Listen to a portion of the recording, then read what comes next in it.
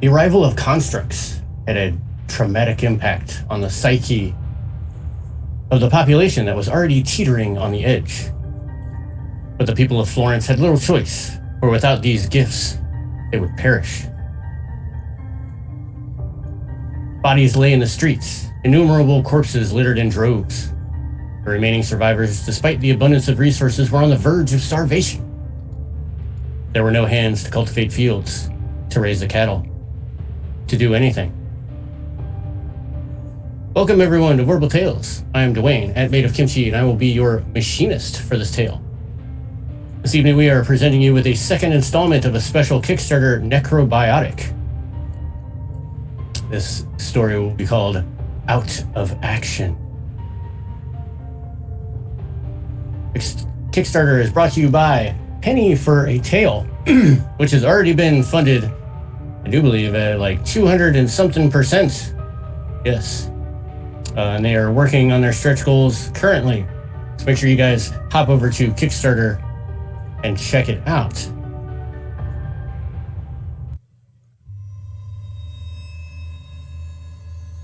Here at Vorpal Tales, we present you with a plethora of terrifying tales, awesome adventures, for reviewing pleasures. Please seek us out on the internet. Don't forget to follow us here on Twitch. Check out our archives on YouTube. Make sure you hit subscribe and hit the bell. Visit our webpage, vorpaltales.com, with links to all of our social media, our Discord, and our Patreon. Check out our calendar to ensure you don't miss any of your favorite shows. Shoutouts, as always, go to Astral Tabletop for the virtual gaming space that we are listening to this awesome music in. And for the custom character sheets, they're presented to us by N8Mid. Yay! Everybody loves N8Mid. Special thank you goes to, of course, Penny for a Tale for giving us this pre-Kickstart manuscript and allowing us to showcase this story for you.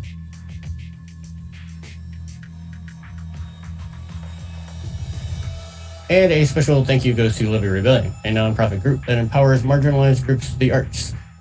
Please be sure to check out their website, lovelyrebellion.org.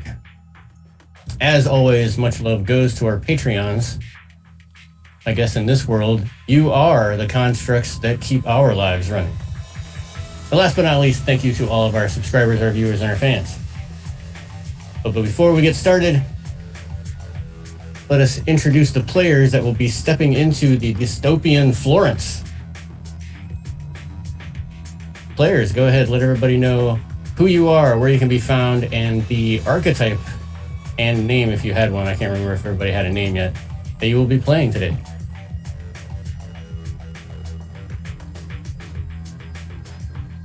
Hello everyone, I am Devin. You can find me online at Sword of Sullied, and tonight I am playing Brock, the Techno-Vant. Hello, my name is Zachary Naldret, he, him. You can find me online at Zach Rules, and tonight I am playing Jebediah, who is also a he, him, the Militia.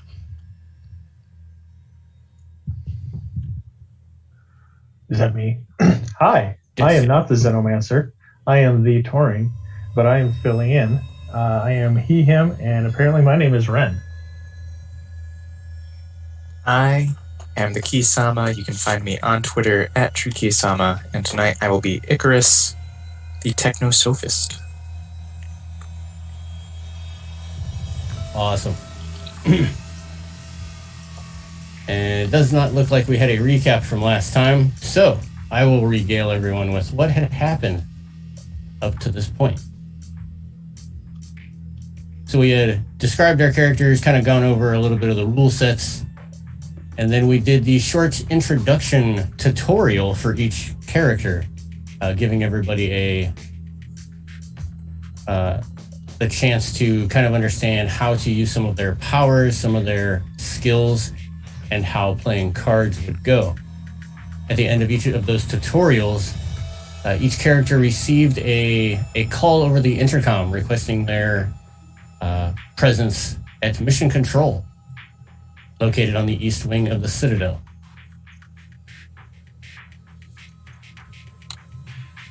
Upon arrival, they were met by a... I gotta look.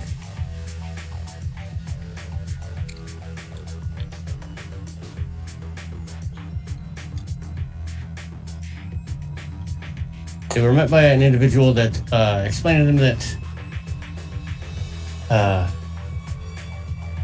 something had occurred outside in the town, or a man was found. Sorry, there we go. That's what I'm looking for. A man was found who was bloodied and close to death, carrying his friend, spouting out babble and whatnot. The man was taken to the Citadel Emergency Department, where he received treatment for his wounds and severe malnutrition during his experience.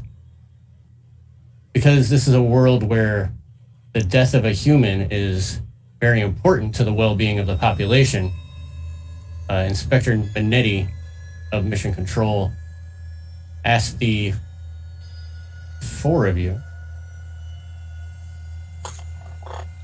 to investigate the circumstance at which Mario came into this state. You were sent to the surgery ward of the hospital on the second floor of the Citadel to speak with Mario himself. The man was in such a catatonic state that Ren was able to, one, give him a small sedative, calm him down a bit. Throughout his babblings, he talked about how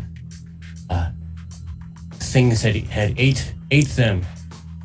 He spoke of a name, Ruina, and the location of Signa. Some other information that he had gleaned to you, that he was a part of a small group of quote-unquote thieves, scavengers, and that they had gone into a building. And terrible things that happened inside that building. The man's ramblings were far and few between, so you were not able to get anything specific. However, you did have a location and a means to get there. Reporting your findings to Inspector Minetti, he implored you to set out for Signa, at which he gave you transportation and passes to mark you as Citadel representatives.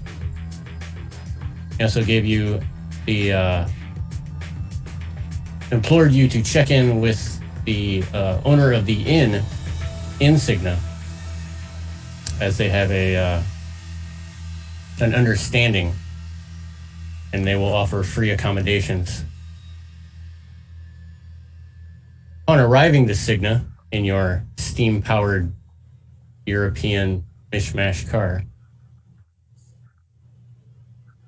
you find that Signa is fairly desolate. One large building, a militia barracks, and some outlying buildings. Most of the things in the distance were farmland, factories. Some of them shut down, some of them still running. As you ask around, you head for the military barracks first, where you meet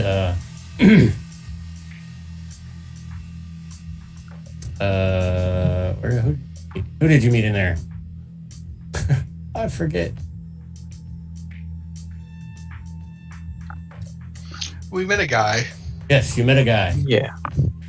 You met one of the guys. Yes, and he spoke of not knowing about the incident with Mario.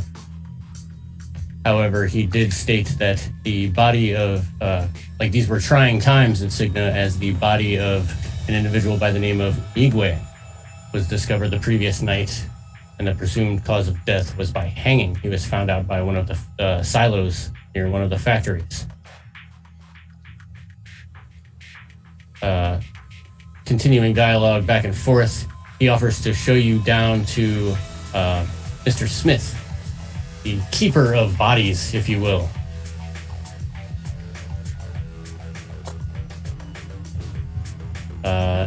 There, the architect Ren is able to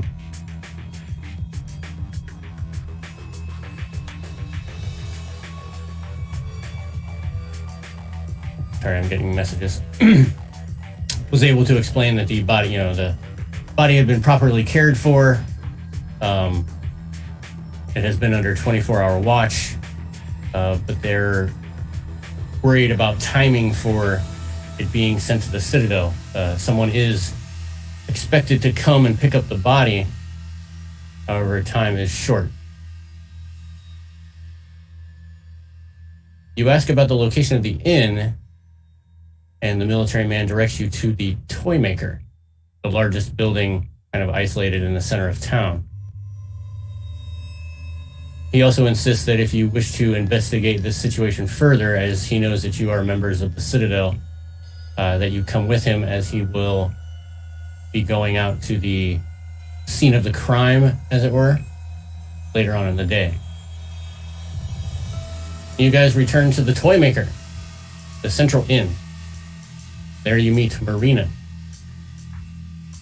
Marina is a very nice lady, especially knowing that you are Citadel representatives. She gives you food, free accommodations, and answers as many questions about the reported gang activity nearby. She explains that they're not really a gang, or just scavengers, so-called thieves, if you will, and they go by the name the Band of Badgers, and they are run by one Rowena.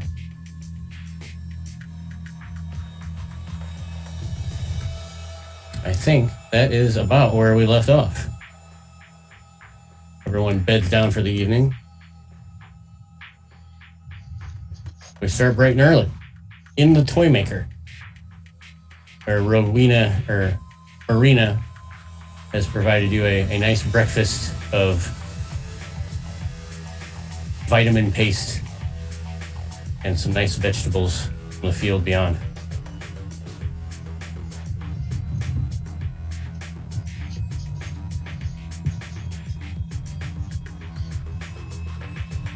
Everybody loves vitamin paste.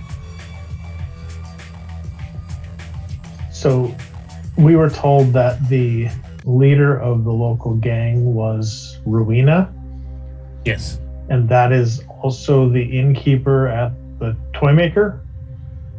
No, the Marina. innkeeper is Marina. Marina. Yes. Okay. I was like, what? The leader is Rowena.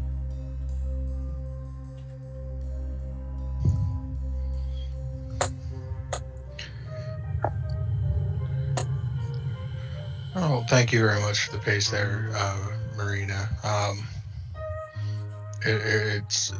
It's good of you to be so helpful in these times when the Citadel calls.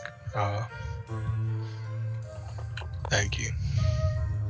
No, I understand that you guys have much to look into. Where will you be heading out today? So I'm thinking that tracking down Rowena would probably be our first priority. Oh, that's right. Yes, you did ask me to look into that last night, and I do have.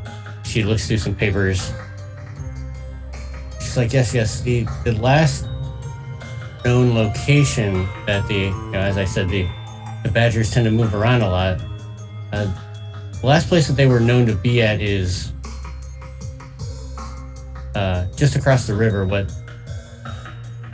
You had asked about a swamp. People call it a swamp, but it's not really a swamp. It's just kind of a marsh. Fair enough. Not everybody is as educated as you are to get to know the difference between the two.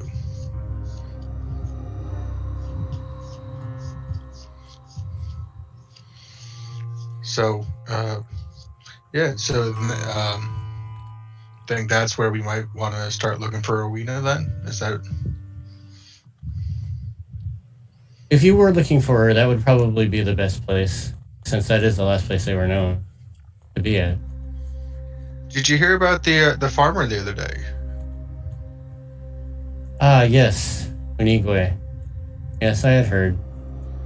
That is a tragedy. Does he have family out on his farm that we should go and pay respects to while we're here? Well, Might as well put in some good. Let them know the Citadel is Here for them. in their time of need. Yes. Well, I'm not sure here is for them is the right word. I don't know how much actual support we'll be giving them, but they have Emotional our support and sympathies. support. I mean, he didn't really have any family. Did he have any enemies? Not that I know of. I mean, he was a charming man. He was always busy with something or other, but I don't think he had enemies. I think he was well liked. You don't know why someone would have wanted to harm him? As soon as you say harm him, you can see like her facade kind of reveals a sense of deep sorrow, regret, almost mild grief.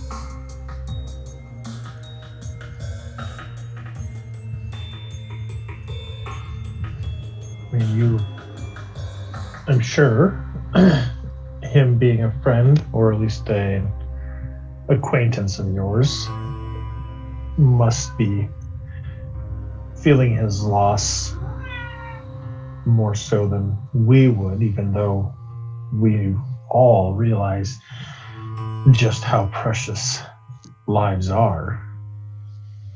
So any information that you could provide to us to help us in locating who has done this and potentially keep them from doing it again would be greatly appreciated.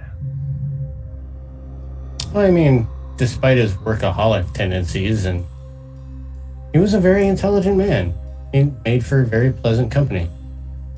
I will miss him. We had many thoughtful conversations, which is something that you tend to be short of out here.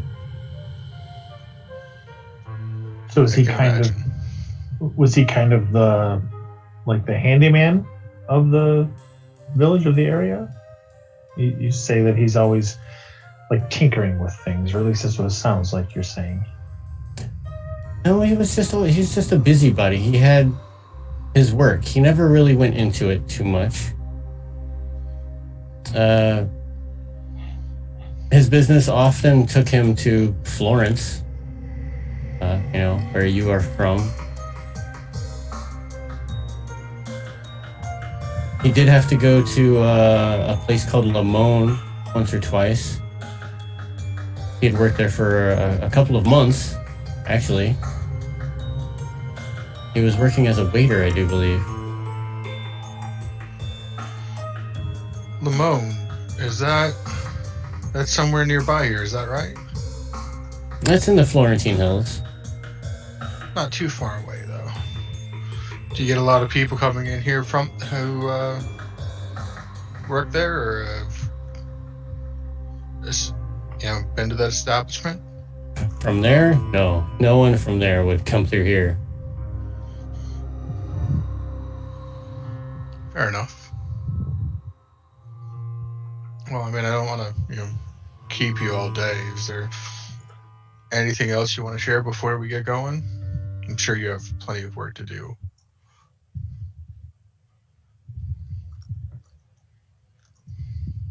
No, that's about all I can help you with. If I think of anything else more, I'll definitely pass it along.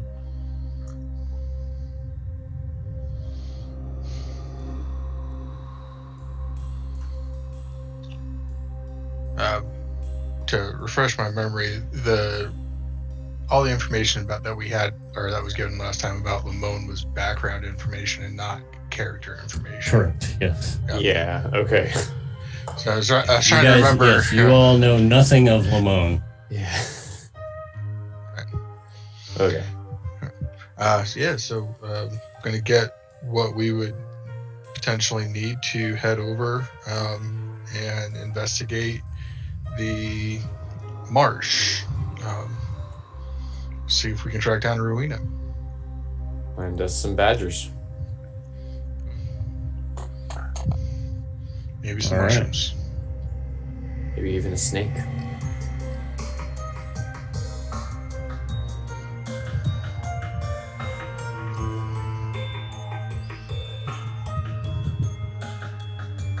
All right, give me a second. I'm working with this manuscript. Some of it jumps around a bit. right. So you head outside of Cigna, about a half mile, maybe a little bit more. You cross a very small river. Probably not even a river by means of a river, more of a stream. You arrive at what seems to be a large reed bed that stretches all along the bank of the river. It's practically invisible to passerbys, but there is a small footpath that can be seen winding along the bank, and it vanishes into the thick reeds.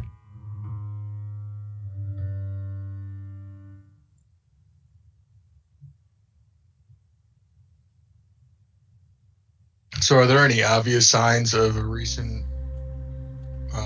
traffic in the area? Yes. As you look around, there are 3 sets of tracks that can be spotted in the mud, and they're actually rather easy to follow, surprisingly. They follow the path into the reeds. Do we lose them in the reeds, or can we still? You can continue to follow the trail. Yeah. Unless somebody has a better idea. Yeah. So let's go and check out see where this path takes us. Since that's our best lead is to finding out what the hell happened to Mario and where Luigi's dead, right? We know that. Yeah, Luigi is dead. Luigi's very dead. Okay. All right. Rest in peace, Luigi.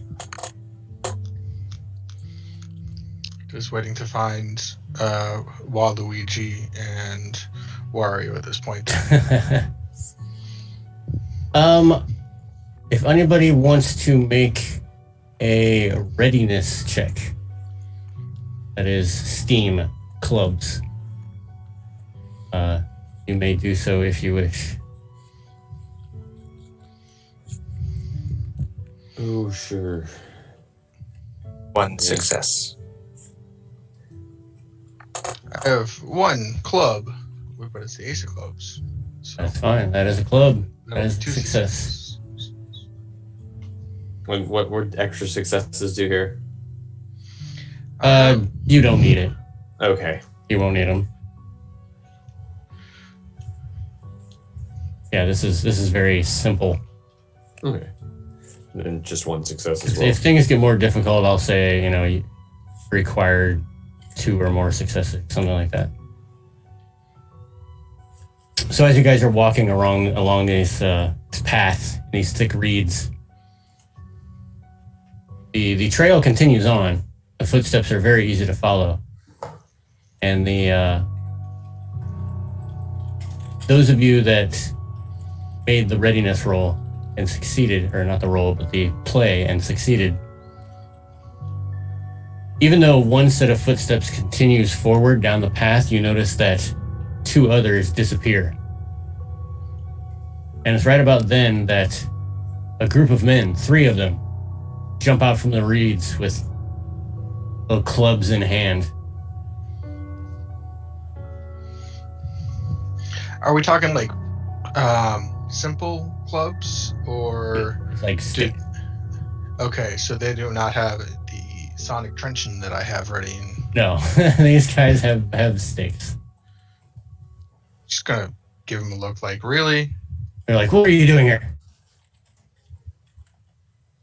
What are you doing jumping out at us with weapons This drawn? is our home.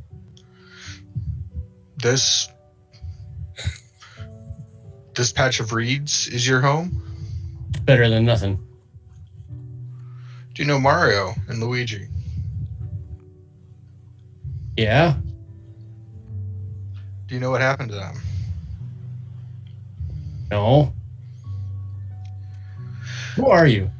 Why are you here? And he swings it close to your face, like not enough to hit you, but you can like feel the wind go by your face.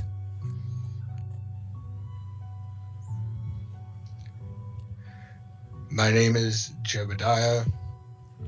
I am a sergeant in the militia of Florence. and we have been sent to investigate what happened to what is left of that caused what is left of Mario and Luigi. What do you mean? What's left of Citadel people? One of them They were- spits on the ground. You don't know that your friends were attacked No. viciously, and both were taken to the Citadel for medical wing. So they were attacked by Citadel people. Was it They you? were, according to what Mario said, he was attacked out here, so you need to back up. And I will just take my truncheon and just kind of press it up against just underneath his jaw to his chin. It's like, would you Let's just everybody calm down here. Let's take it back a step. We are here to help. Someone was brought to the Citadel. I did what I could to save them, being a doctor. We were able to do that, and we have come here to basically find out what happened. Now, upon arriving here, we found out that someone else was attacked and killed just last night or the night before. So we've been told he hung himself. Yes. He. There's been Oh, he nothing. hung From, himself. from yeah. Oh, From, okay. from what it Yeah, looked, no. from the initial investigation was he hung himself. Okay, I missed that. So it would change that to, someone else has lost their life here as well. So we're just trying to find out what's going on. We're trying to find out what's happening and offer any assistance that we can. We mean no harm to you or anybody else. All right. I'll let you guys decide who wants to roll this. It's both going to be flesh, hearts. Ren, yours would be empathy. You're trying to, talk them down. Mm-hmm. While Jebediah, yours would be firmness.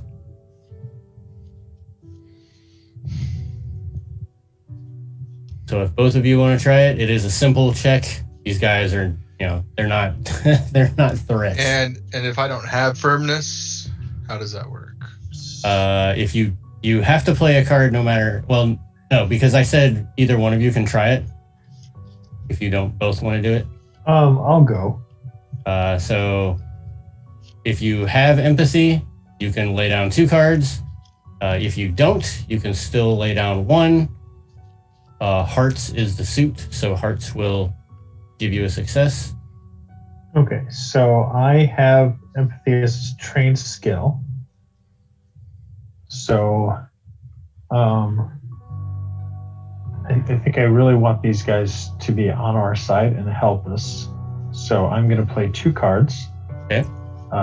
3 of hearts and a 5 of spades, which gives me 2 successes. 2 Right? successes. So that's 8 and a heart. Correct. Okay. Which is probably more than we need, but Oh, that's good. So in hearing this, the one that is kind of being not bullied by Jebediah, kind of like looks behind, tells his friends to lower their weapons. And he goes, "Look, I don't know what you're talking about. Mario and Luigi are part of our group, but we have no idea what you're talking about. If you guys want, we can take you to Rowena, and maybe she knows." He did say he was trying to find her when he was found. Sorry? He did say that he was trying to find her when he was found. Mario had said that? It wasn't quite coherent. We had to kind of piece it together. There was a lot of high-pitched shrieks, and mumbling about eating their bones and need Rowena. They went to a place where Rowena told them not to go.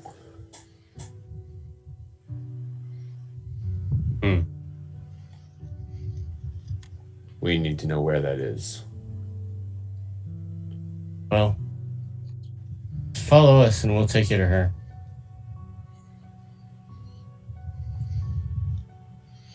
We'd greatly appreciate it.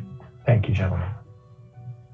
They all put their beating sticks away and start to continue down the path through the reeds. You walk for probably 15-20 minutes, and then the reeds start to clear. You approach a nice clearing into a thicket. On one side of it stands a very large, forlorn industrial building with smaller sheds of various materials dotted all around it. And it's connected to a very large building via stone wooden corridors. On the front of the decrepit building are the gigantic letters carved in wood fixed to the wall, and they spell out production, and then BA, and it's missing some letters, C, missing some letters, SI.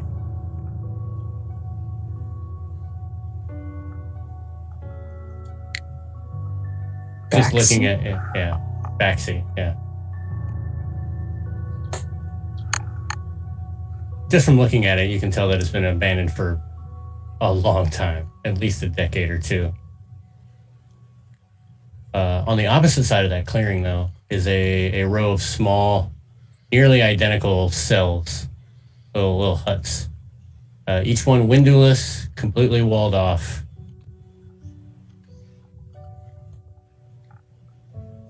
Some of them are shut, some of them are torn open. Inside of them are unsealed cells. Each of the cells are several boxes of food stores.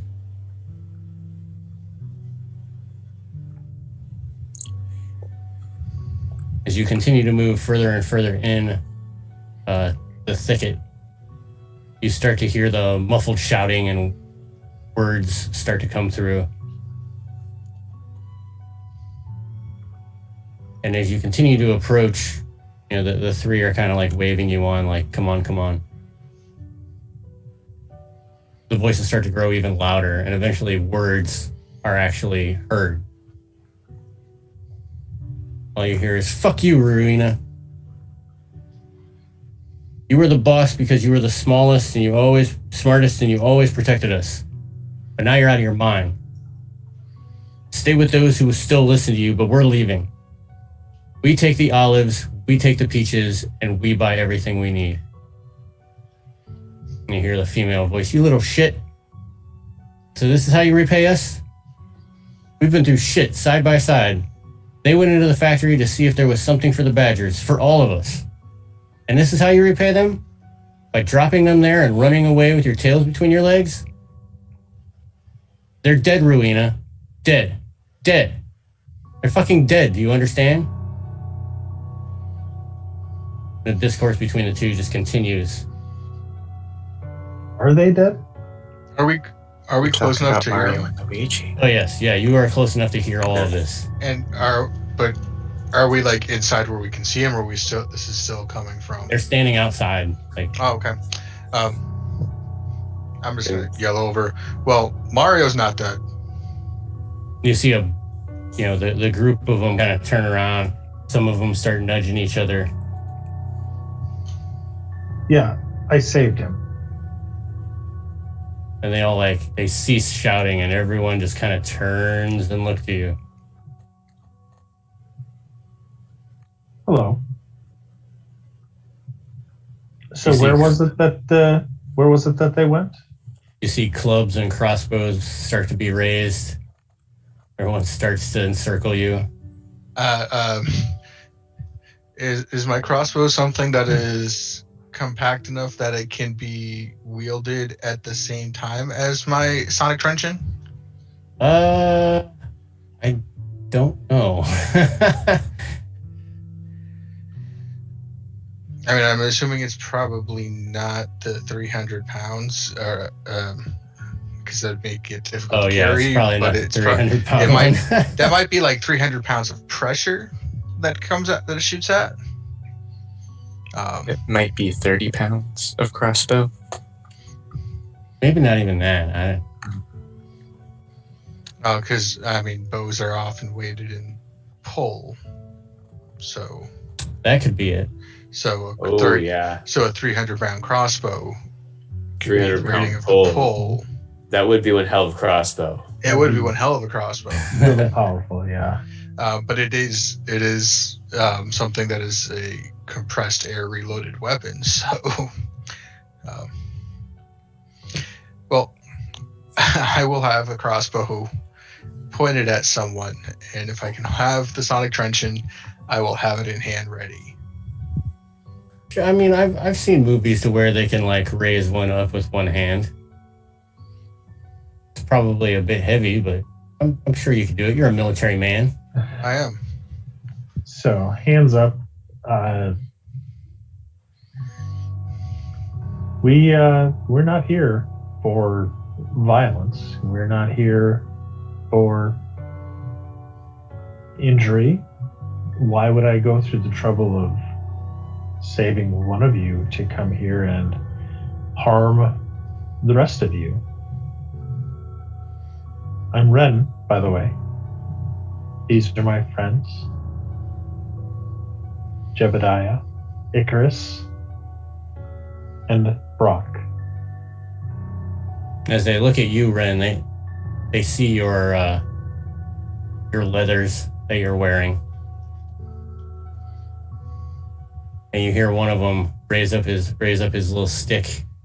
And he goes, "That's one that makes that one makes the dead bodies move."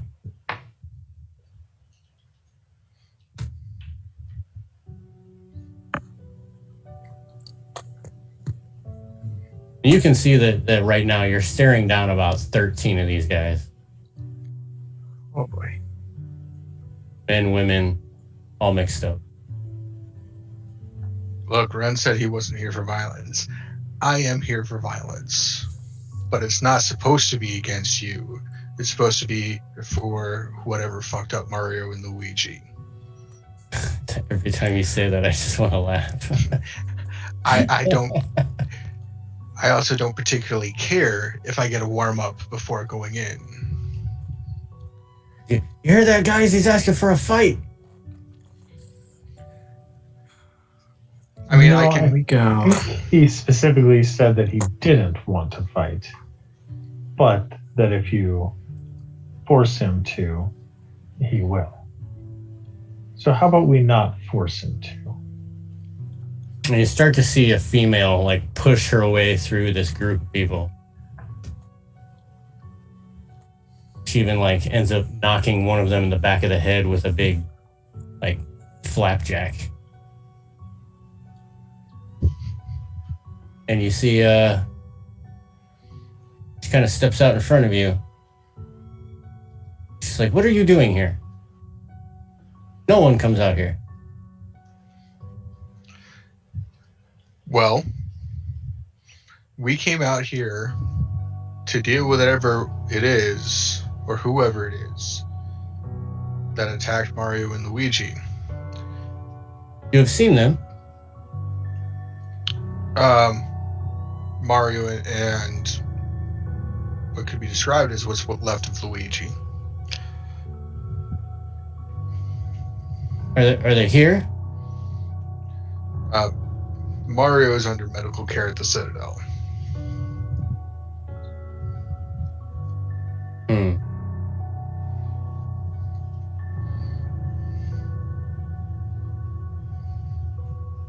What happened to Mario and Luigi is tragic indeed.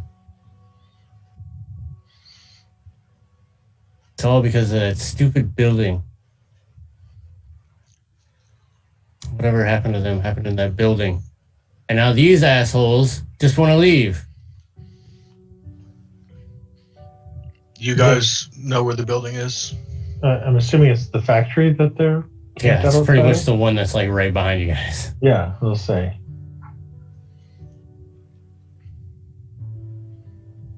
She goes on to explain that a small group of them had entered the building 2 days ago, and kind of the same. Some of the same information that Mario had given you does come out, that there were piercing noises could be heard, screams from within the building, and then all of it just went silent, and nobody had come out.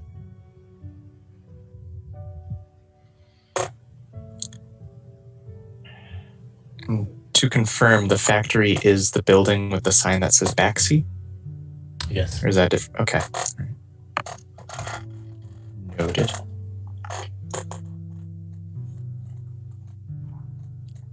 She goes on to explain that, because of the recent situation, with many of them not return, or none of them returning, there's been dissent among the band, and they're at total odds of what they're going to do. Like, some of them want to turn tail and run, taking all of their food with them.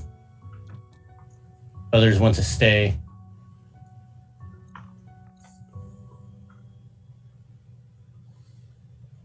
Some of them, including Rowena herself, wish to go in and explore the complex and look for their missing friends. Are there others besides Mario and Luigi that went in that are unaccounted for?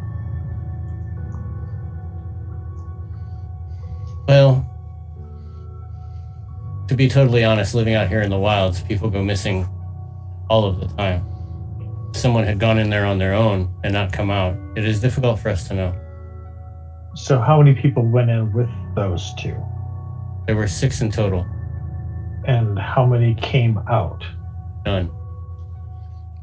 2. We never Because- saw them in. We never saw them come out. Okay. We heard you talk about some people getting dropped off somewhere when we walked up. Were you talking about somebody other than Mario and Luigi? Well, they had been in there for 2 days. They never came out.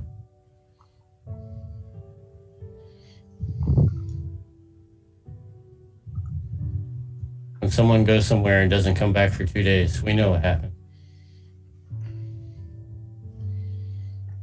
Could have been a bear. Could have been a mountain lion. There's plenty of things in the wild. They could have just fell off of a catwalk for all we know.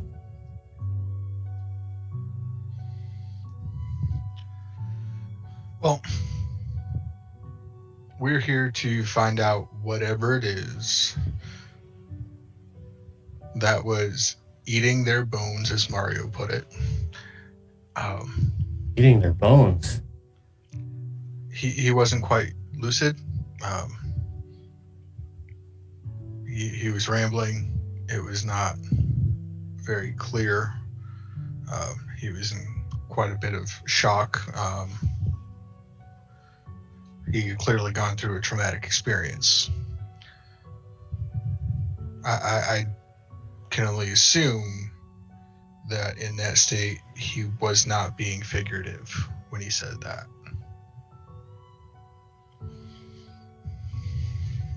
Strange. Right, so we're here to go into that building then, apparently. Because that's what we came here to find, is apparently in there. Now, I am not opposed to working with you, since this is your people involved. And if you have a plan or a strategy on dealing with this, we're more than happy to support you in your endeavor. We're going in the building either way. We can go in as helping you, or we can go in on our own. However you want to do So it. you are much more equipped than we are. And he looks at Brock. She looks at Brock. No one else here. Everyone else is too afraid. They dare not enter. Well,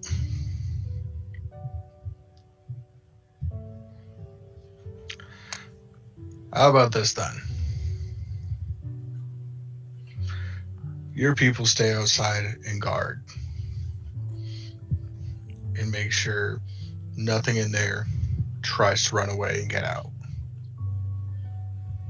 And that way, if we don't come out, whatever's in there is contained.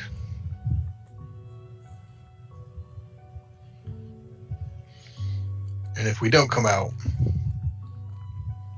you can get a message to Marina at the toy maker to let her know what happened, and she can. You know Marina. We know Marina. Nice lady. In that case, I will do as you ask. All right. And if we don't come out, and after you tell Marina, larger contingent from the Citadel doesn't arrive in like 2-3 days, burn it down then. So whatever is inside doesn't get out. Sound reasonable? I suppose.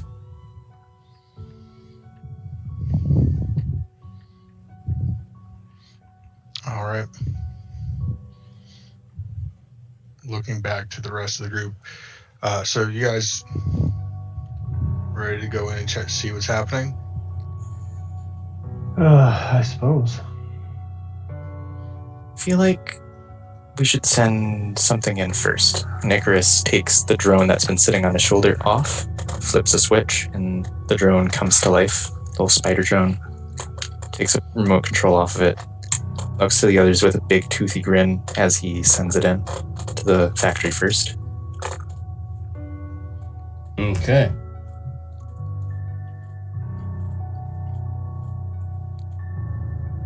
What does your spider guy have? I got greater vision, remote control, and sturdy. So I can't hear anything, but I can see. Okay. And I can control it from a distance. So as this thing goes in across the ground, pretty much all you can see on your little display is a bunch of reeds as it starts pushing through the... Probably should have put it down closer to the factory.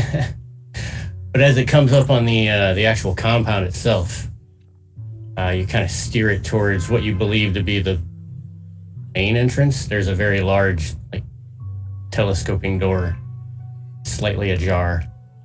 You can get it to just squeeze in. As it enters up, you can see that there's a very large atrium of an old factory floor. Just to the right of the entrance, there's a big, thick tank of tempered glass. Elaborate array of valves, brass tubes. And it's all fed directly into a tank branch around it in like a web. And within that tank, 2 brains just float in this thick, viscous fluid. Chris shows it off to the others like, what is that? And connected to each of those brains is this weird tangled network of more copper wires. And it feeds down into the bottom of the tank. Brian, that's not normal stuff. That's not like some stuff that you guys do with your making of in your labs and with the bodies and things. Brains out? No.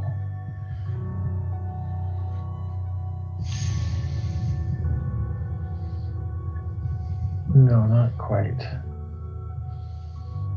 Okay, so when we go in, shoot the glass with the brains in it. Got it. Okay. Probably. Well, maybe not right off the bat, I don't know what it does. but if weird things start happening, then yes, shoot the brains in the Go jar. in, brains blazing. Go in, brains blazing. Yeah, let's Brain 'em. let's not start blowing stuff up right off the bat. Are you going to move further in?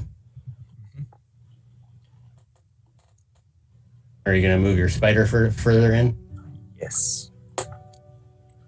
So as you move further in, you can tell that the factory itself has no windows. I mean, you've seen that on the outside, but even as you go further in, there's nothing on the sides of the building. It's very dark. There's no power. Nothing's moving. Would it be too dark to even see by this point? I assume with your greater vision, you've got some kind of Some night vision type of stuff. like a little light that sits on top. Something. Yeah, there's a little little flashlight strapped flashlight right sitting on on top top. of it. It's got a flash. It's just the camera app. Duct tape to it. Duct taped a phone to it. But since we were going to this place, just since I wasn't here for a minute, could I put on my armor? Yes. Okay. Yeah, his drone is in there, so we're outside yet. Okay. Yeah, I'll be putting on my armor then.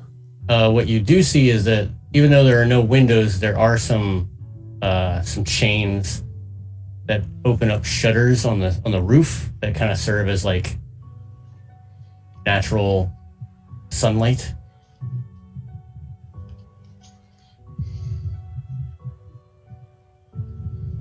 And you see a couple of stations, throughout the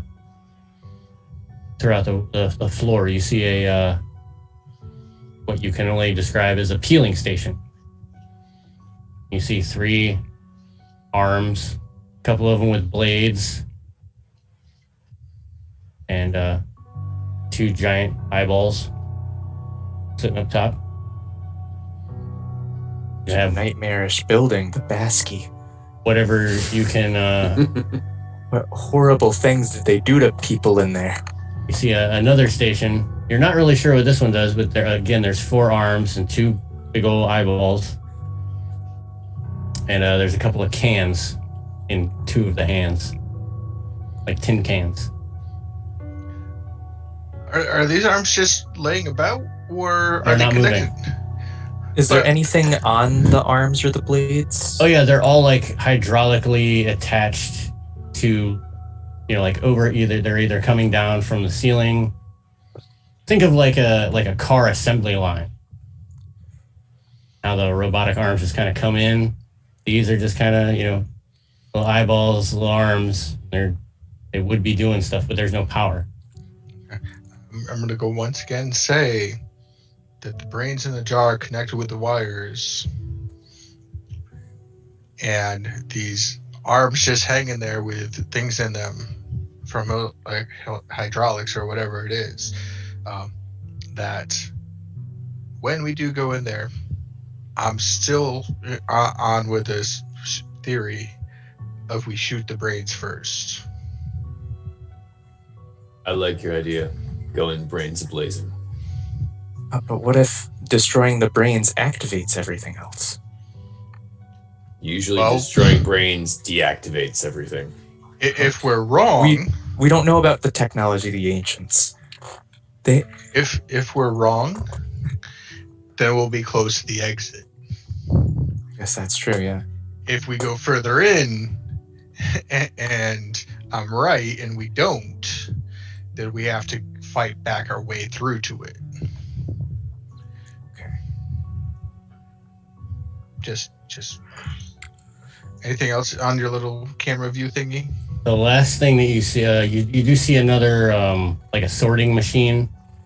This one has several dozen arms and about 8 different eyes, all pointed in different spots where it would pick stuff up, put them to different places.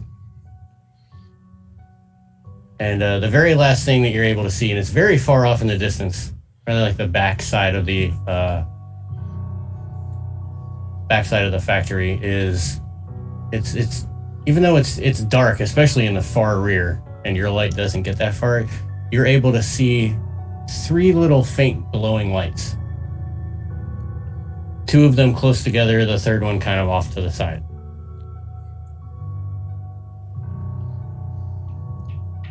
Can I get any closer to them? Good. Alright. How close do you want to get? Well, Dante, it was nice knowing you. You've been a good drone. I'm sending it in as close as I can physically get. So you can get like practically all the way up The two that are close together seem to be the boilers of whatever's powering this building. So the actual pilot light is on of these two boilers. Fascinating. The third light, which kind of is off to the side, is actually the pilot light of a construct on its back. Showing that to Ren.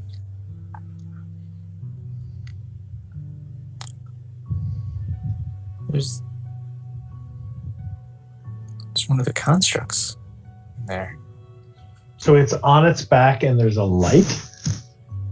Yes, so in this world, because you weren't here for the first, so in this world, dead bodies are turned into robots in a sense. They're zombie Because there's- cyborgs. Automatons. Because there's no electricity, everything's steam powered or some type of like clockwork type stuff. Okay, so it's probably its little pilot light or its boiler Yeah. is what we're seeing lit up. Yes, and So it's fairly clear now that the robot is this close. If you want to try and recognize what the I guess the designation of this is, based on the low light and the positioning of the boiler, maybe. I don't know, do you have any cool gear skills that might help you out? Necro-neurological programming, but that just lets me reprogram them. Investigation. Investigation I have, though. Yeah, I guess investigation if you want, or yeah, investigation will work. Okay, so I will play a 3 of clubs to get 1 success at that. So you've never actually, this is a fairly old version. You've never actually seen it, but based on the location that it's at and the size of it, this is a pretty big one. Mm-hmm. It looks like it, they probably had to use or fuse together a couple of bodies to make this one. This is what they call the igniter. Its main job is to make sure that the pilot lights are lit. So if the pilot light ever goes out, it goes over and it lights it back up. That's all its job is. And it's huge in order to do that. That seems rather inefficient, but Its existence is basically to serve butter. Yes. That was my first thought too. Yeah. It's big because it needs that giant amount of energy to retain itself for endless hours on end. Just to flip a switch. Just flip switch. all right. So what? So I treated Mario. No, What did I thought you said I did? Did I? no, you No. personally did not. Oh, okay. You gave him a sedative because he was all freaked out, and you gave him drugs. I Yeah. gave him drugs. Yeah, you gave him drugs to calm him Alright. down. All right, yeah, whatever. No way you did treat him. Yes, in a way, you Okay. treated his momentary insanity. So did I get to get a look at his wounds or the wounds on Luigi? No, you guys actually never looked at his wounds. Okay. And I don't think we actually saw Luigi. We were just told he's dead. Yeah. Okay. So we have no idea if he was burned. We could radio for like a report from the Citadel, right? I mean, I think burns would be fairly obvious, right? Oh, Did Mario have any burns on him? Mario did not have any burns on him, and though you guys didn't look at him in the prologue, I did say that a gaunt poor fellow with a freshly severed arm was dragging the stretcher. So Mario had no arm. He was missing an arm. Luigi, it doesn't give any specifics, but it Okay. But severed arm, probably not what the flamethrower fire lighter thing would have done. All right. Well, I think that if there was anything in there that was going to, murderize us, it would have attacked the drone. So That would be assuming it doesn't activate when something warm goes in. Like, well, it's assuming like That also assumes that the drone would have had anything that would cause it to react. Yeah. The video the drone showed us, there was a lot of fucking arms not attached to any bodies. Maybe whatever's in there didn't give a fuck about the drone because the drone doesn't have an arm. were they flesh like human arms or No, robotic? these are all robotic arms. Yeah. Okay. I mean, Mario still came out of here without an arm. Yeah. All right. Well, I still advocate for not blowing stuff up until we need to. I advocate for blowing stuff up as soon as possible. I mean, you can advocate for that, but I mean, if shit hits the fan and we should have blown stuff up, that's on you. We're not here for a scientific discovery to research this. We're here to handle the problem. But if the problem doesn't require violence, maybe we shouldn't go to violence right away because we could learn something. I think I might have a solution.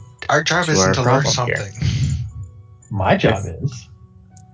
If I can get 2 hours of time, I could make remote controlled explosives. So we can set them up. And if stuff starts to get funky, we set them off. Yeah. But Sounds then good to me. we then run into the same problem where you're setting them off in the direction that we're exiting. unless we see another exit in this, could the drones find another way out of the factory that doesn't involve going past the brains in a jar? Yeah, I could crawl out one of the, I guess the One of the windows, slits in and then there roof. was the Yeah. skylights, right? Yeah, they're just not open. But I mean, So we could open the skylights if we really needed to. And See, well, oh, sorry, how big is the factory? it's large. It's probably a good. How I many don't feet from the skylight from the floor to the skylight? at least 50 feet. Okay. Mm. And how many stairs going up to the skylights? Oh, there are no stairs going up to the skylight. There's chains along the side of the wall. Skylights are not. Wait a Icarus second, would, though. I do have an idea. Are there any ways to get on top of the building from the outside? Yes, actually, there are. There are 2 sets of ladders, one on each side of the building. Probably for maintenance. If anyone maintained this building at all anymore. I'm gonna. Let's see what happens when we open the skylights from the outside. And I'm gonna go climb up and try to open up the skylights. All right, this one, I just want you to give me your, just give me your steel number.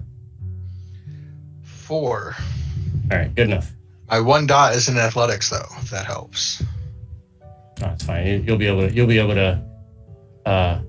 It's hard because it's a metal skylight, but it's not locked or anything. It's just hard to move. And immediately as you open it up, light pours in, and you can see a nice giant square. Based on the height that it is and the sun shining down, you can see a large square of light that illuminates a portion of the factory floor. I'm gonna watch for a bit and see if anything seems to react from the inside.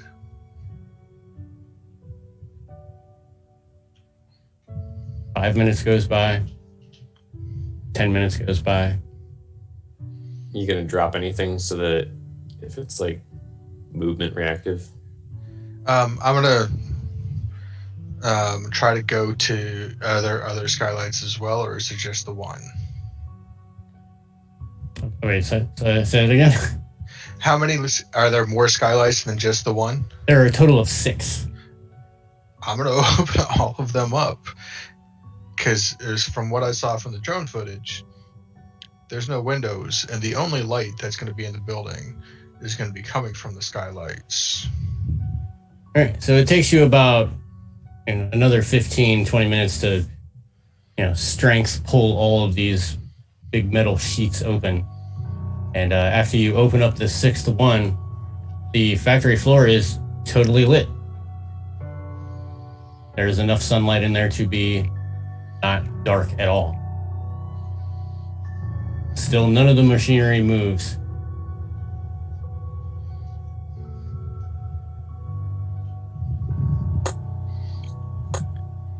Occasionally, you see a bubble come out of the tank of the brain. Not at all creepy. All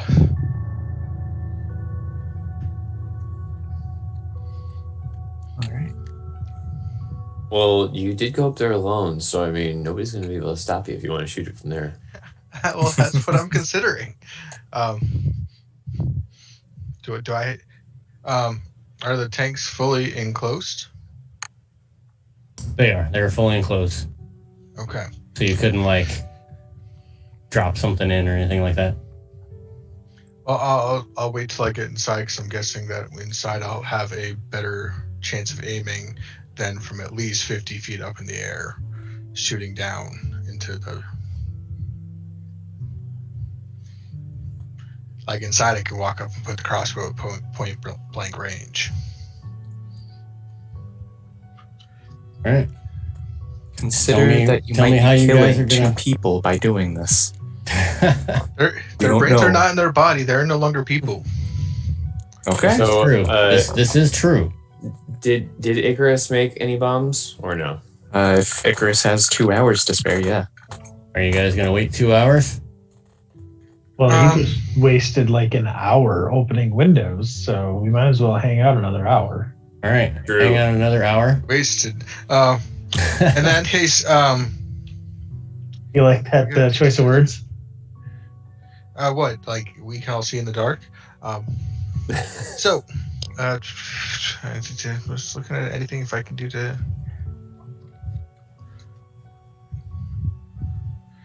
I suppose a trace search around the area while he's Finishing up the bomb. working on the bomb. A trace, for footprints and whatnot? And this skill allows you to locate traces and clues, obtaining information from an environment. Takes time. Once the play has been made, you can question the mechanic, who will provide you with sincere and complete information for each success. You cannot search for clues or clues related to the same situation in the same place for a second time. And that would be a gear. I will allow you to play that if you wish. Okay. I have some stuff I can give. And then the dot means that I get 2, or I get multiple cards. So because that is, with gears, that is a trained skill, so you can play 2 cards. 2.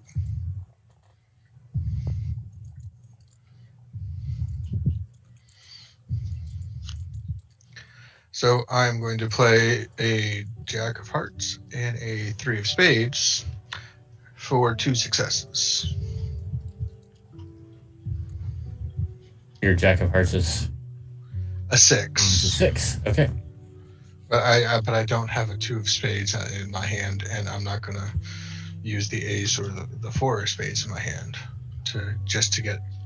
That's the combination that with only 2 cards that gets me to 8. Gotcha. All right. So with 2 successes. So as you're moving around this, before you even come down from the roof, and you finish up that last skylight, you look around the back. No one has looked around the back at all, where most likely the refuse or dented cans, or fruit or whatever they're canning in here isn't good. It's all the stuff that's thrown out. The lid's not covered, and you grab a quick glance and you notice that there's like boots, shirts.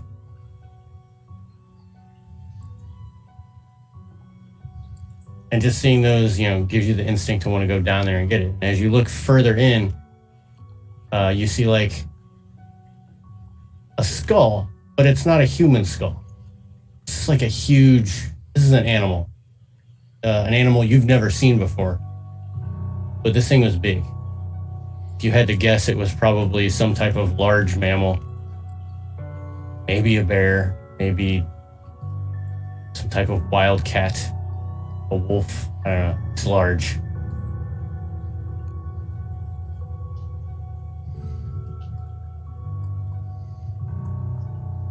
You don't see any footprints around the outside, with the exception of the footprints that are going in.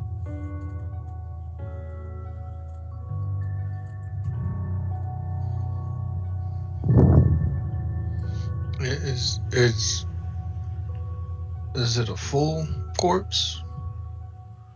Or there's a number of different bones, smaller bones, but the one thing that sticks out is the giant skull. And it's got big teeth on it. So some kind of predator. But it's intact. It's not a head and a neck and no torso. There's arms and legs. It is just the skull, and then there's just other random bones. It could be a phalange. It could be a rib bone. Theoretically, though, not enough to make up a full animal, or no. The last thing with your second success that you notice, and you thought it was weird, but now that you think about it, these bones, while they're clean, they don't look that old. Maybe a week, maybe 2. And then you think back to what you saw when you opened one of the skylights, and you saw down when the light shined up on everything. There were multiple pallets of stacked cans. A lot of them were very, very dusty. But there was one pallet that didn't have dust on it.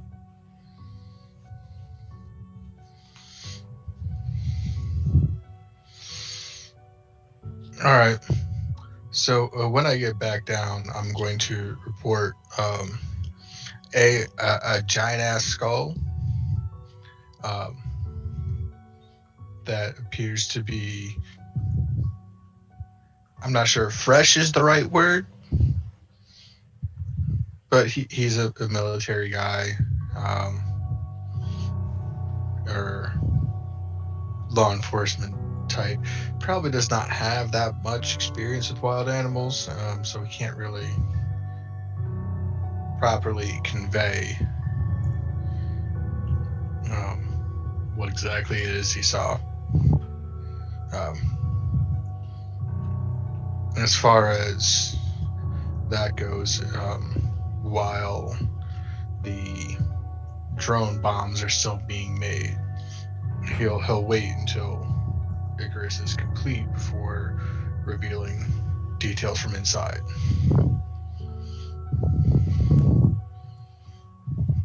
All right, so the second hour goes by, and you have needed a bomb with 2 successes. Awesome. It is far hitting, so it does damage, and it is remote controlled. A remote controlled bomb. Awesome. Icarus wipes his forehead as he has what is essentially like a stick of dynamite with a lighter on it that's wired to a phone. Do we make Everyone's like, what's a phone? The micro tablet used by the ancients to convey complex messages and read the ancient texts, such as this one, and looks at one of the text messages on the phone. Be back at 8. Love you. Such meaningful messages. Eggplant. Eggplants. Add eggplants to grocery list. What's an eggplant? I do like how one of your skills says the knowledge of the lost languages of basic C++ and Delphi. Yeah. And many more. Do we maybe want to take a short break here and catch our breath? It would be a good time if you guys want to. Might as well. I only used one, but I'm sure other people used a few more. So if you're going to catch your breath, you are throwing down whatever you have in your hands into your discard pile and redrawing up to your hand. Ooh, that's good. I think I'm gonna keep mine then. Okay. Before the that rest, then, if we're gonna be taking that, do I get a chance to maybe pump any of Ruita's crew for some information? Do a little interrogation, casual conversation, trying to talk them up, make nice, etc. Sure, what are you trying to get out of them? So just trying to get out of them, kind of maybe get a motivation. Because after seeing all the pallet, like, were they just going in to rob the place? Because of the cans that were inside, or was there, something else about this particular location? It's the only canning factory around. Canning factory means there's food. Cans last forever. They say Twinkies last forever, from what I've been told, but we found some, and they definitely do not last forever. They're not supposed to taste like that, I don't think. But yeah, so, I mean,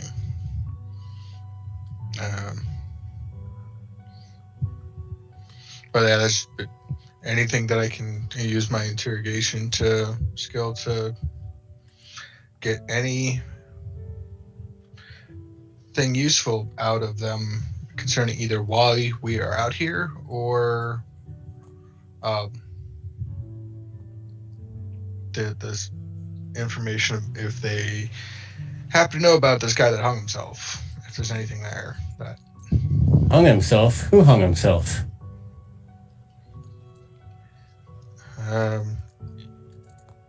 I'm not going to pronounce his name correctly. Unigwe. Inigwe. Yeah. I'll need to have a phonetic spelling of that written somewhere if I'm ever going to get that right. It's like Unigwe. All right. So you have heard about that? No, but we know who he is. Yeah. He was found hanging in his. I guess it's a barn. Is where they found him. They're taking his body to the Citadel to have that taken care of. You don't know anything about. Where did they find him? In his barn, from what I was told. Was there somewhere else? Well, he was seen around here a couple of times. We never really knew what he did. He would come and go. We usually saw him over by the old agricultural silos, though. Okay. He got along with everybody, though, right? Yeah, we had no problem with him. Yeah. That was why we initially thought that this place was okay. Huh. He had gone in and left at least 2 or 3 times. This is Ruina, what I can remember. He's been inside here. Yeah. And he came out. Yes. And around the same time that he was found dead, other people went in here and didn't come out. If you're saying that that's when they found him, then yes, I guess that follows. Oh, it's certainly something to think about, I guess, that we'll have to think about on our end once we get this part settled. But why would he want to hurt us? It maybe he wasn't trying to hurt you, but if he was no longer around, if he had any connection to what's inside and it was severed, it might have disrupted or agitated whatever's inside. I don't know that. I don't know how many. Right now, they're two separate incidences that I'm speculating on a possible connection. I can't back anything that up with that. I don't have any evidence of that. So, okay, that's everything I wanted to do before I discarded the rest of my cards and take a break and pick up new cards. All right, so if you guys are going to take a break, like I said, discard your hand and redraw up to your hand limit. Okay. So what happens when we draw a king? You have to play. You have to put it down immediately. Your next action has to. What's the word I'm thinking of? Relate to. Has to satisfy. Has to satisfy whatever your negative is. So yeah, as soon as you draw it, you immediately discard it. Like, it doesn't have to be in play, and you can replace it with a new card. All right. And however you interpret that flaw, it will cause some type of drawback in a subsequent success. And you have to RP past it. Well, this is not this is a social flaw, as others treat him, not a behavioral one on his end. Mm-hmm. So that's going to be on you to kind of impose, I'm guessing.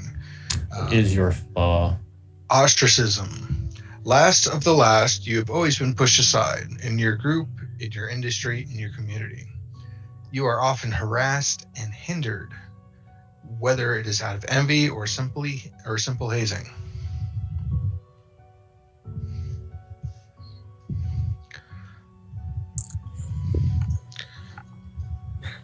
okay?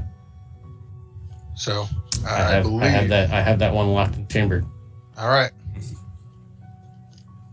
Can't wait. All right. So before you guys head inside, it's just now getting to be 9:30. It's probably a good time to take our 10-minute break, and then we'll come back and head inside, or not, depending on what you guys are going to do with your bombs. And we'll see how that goes. See if our man is ready.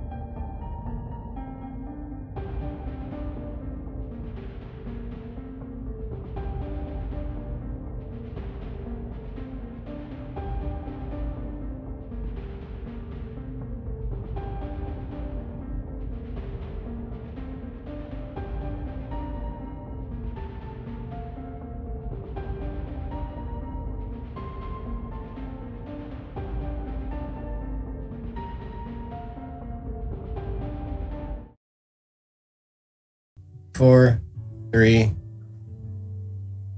And we are back, everyone.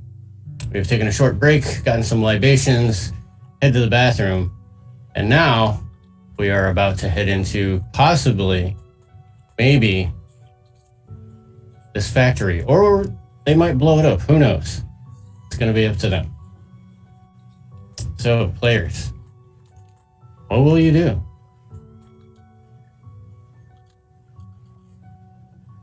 Let's head inside. Well, are we having the drone plant the bomb first? Have the drone plant the bomb. Yeah. Can the drone plant the bomb? Can. This is a good question. I believe that was the idea behind That was what I thought the idea was. Since Okay. you had already said basically, well, I'm gonna write him off already. It is sturdy. Sturdy, remote controlled, and enhanced vision. There's nothing that says that it can place a bomb, but there's nothing that says it can't. And what does your bomb have? Remote control and far hitting. Far hitting? I mean, we know we could have the drone be our eyes and make sure the path is clear to where we want to plant the bomb. We are planting the bomb on the brains. Is that correct? Or do we want to put it on the boiler? I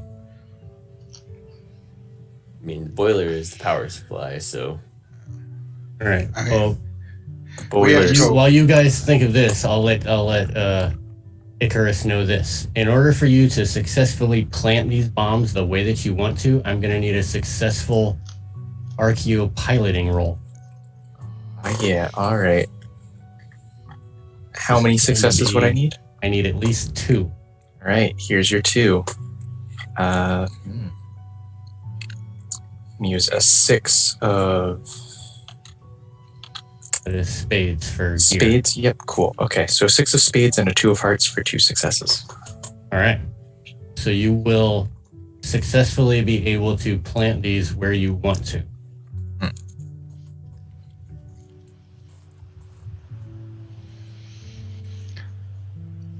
So Excellent. if we plant the bomb on the boiler, that means we have to get all the way into the boiler and then come back out. If the threat is the brains and not the boiler, then putting the bomb there does not do us much good.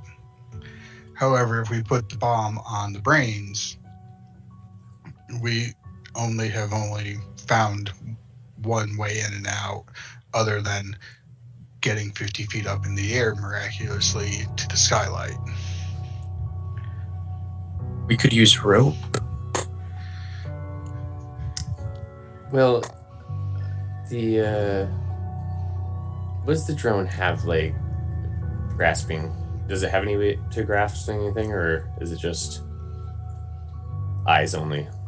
It's supposed to be like a spider drone, so I'm assuming it's got a couple of legs that, because he made the successful piloting roll, he'll be able to, like, move it to, like, stick the bomb up against wherever it needs to go. Imagining it's got a bunch of, like, suction Scorpion. cups. It's got scorpion drone, so it's got 2 pinchers. Yeah, Mhm. sure. I mean, if it had suction cups, couldn't we have it Goes in and turn, holds it. couldn't we have it turn off the pilot lights and see if it does anything, like when we walk in? Temporarily kill it while that robot's going to turn it back on and see if it affects the brain at all. And if you don't want to do that, I'll roll with that. Have the bomb on the brain and then temporarily disable the boiler, run in there, see if we can do it all in a quicker time frame. Blow it up if need be. I mean, if we can have the drone in place to shut off the boiler to cause a distraction, that'll give us time to get out and past the brains where the bomb is. We could do that.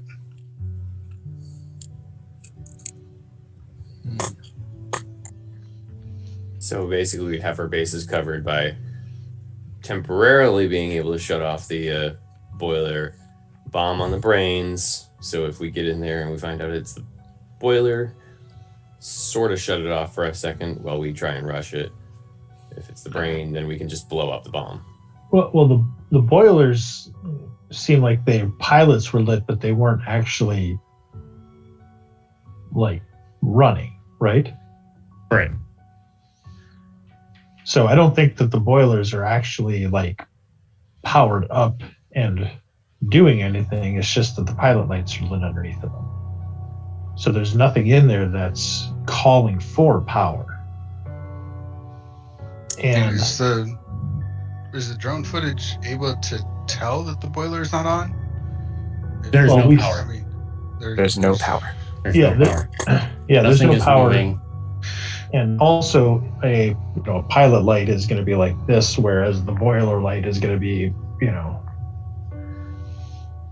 So I guess here But it would make it is basically ready to turn on to full power. here is where Ren's thinking is.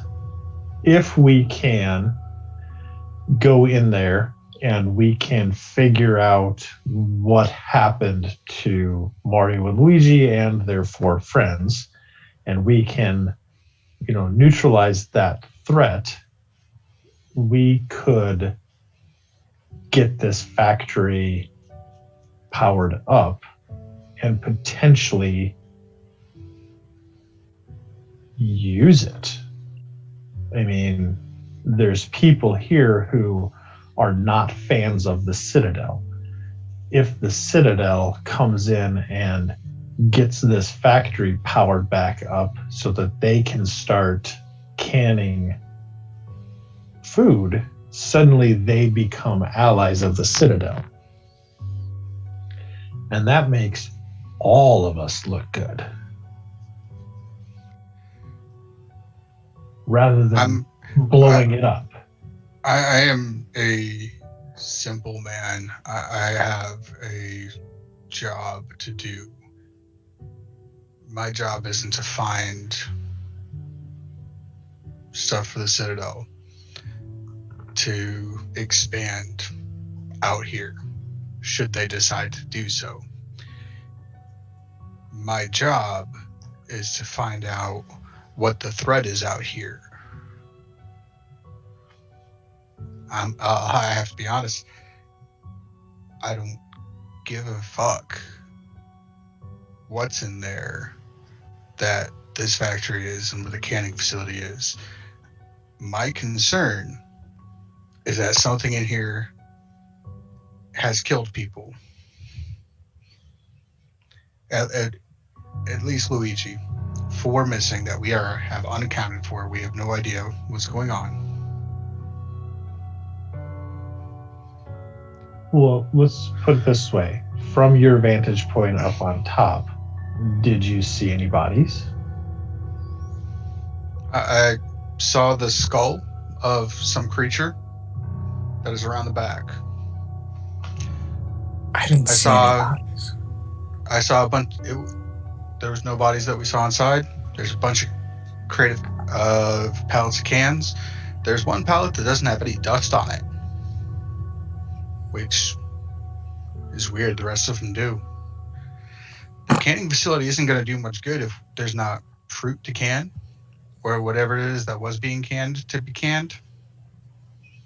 Oh, well, I mean, canning is obviously what it was designed for, but even if it's not used for that, there's 2 boilers in there and a construct designed to keep them lit. This could be repurposed for anything because you've got boilers in there that are providing power, I guess it would be. And that's all fine and good. But that's not why we're here. We were sent out here to find out what happened, what made Mario into a blabbering And I'm mush just, of a human. and I'm just What saying, destroyed Luigi? and I'm just saying that we can do that.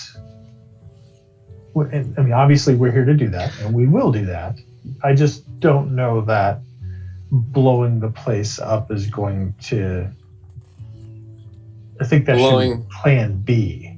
Blowing the place up is to prevent us from losing an arm too. The priority is for us to get in, figure out what happened, deal with it. If we can't deal with it, get out And blow it up. Report back. Okay, so as long as blowing as it long up as- is the B plan. Okay. Killing it is the A plan. If Okay. we can't kill it, it's the B plan. Okay. Anything else that comes after that is the MNOP plan. Okay. So as long as explosives is not Plan A, I'm with you.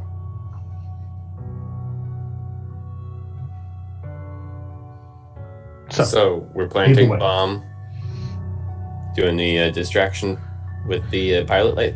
If we need to get out, that sounds like our best. If we need to get out in a hurry, that sounds like the best course of action.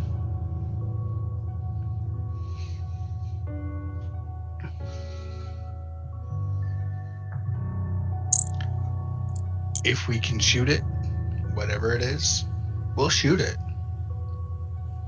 But if we can't, Sounds good. all right. Anybody got anything else before we go in? I have one thing to say.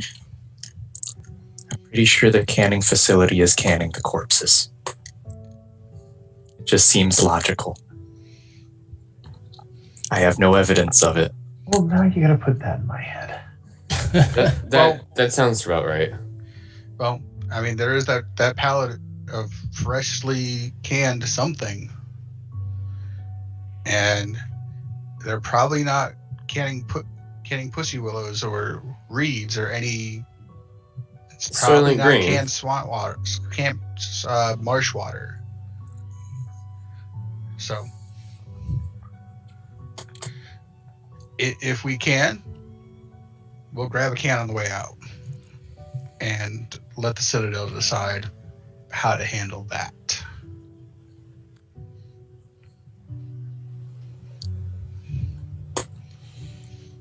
All right, yeah. Okay.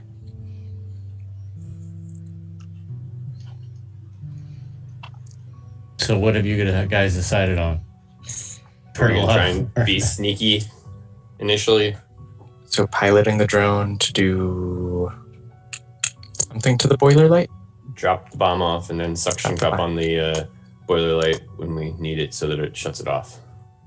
All right, As so we you're run gonna it. place one bomb on the brain. Mm-hmm. Am I correct? Yes. All right, so you're easily able to place one bomb on the brain. Okay, we have 2 bombs. You have multiple bombs? 2 bombs. Oh, Oh, we have 2 bombs. Place Oh. one on the boiler. yeah. You have 2? I thought you said you had 2. I was thought- just making bombs. Yes. Oh, you were But if making it's a bomb. I bombs. thought you got 2 of them. Okay, I only have 1 then. Okay. Okay. Fine, keep your bombs. Okay. Yeah. Thanks, Icarus. We could have had 2 bombs, but I only have so many phones, guys. Okay, it's The machinist giveth and the machinist taketh away. all right, I only have so many apples to place on these. Yeah, so you're easily able to place the bomb on the tank. The left tank or the right tank? There's 2 tanks. It's 2 brains. There's 2 brains and 2 tanks. Are they not close enough to place the bomb? Yeah, in the they'll middle? probably. If it went off, it'd probably take out both tanks. All right. Just very gingerly place it down so that it'll hit both. All right, yeah, you kind of put it in between the 2. Got it. Scuttle on over and get ready to turn out one of the lights on the boiler.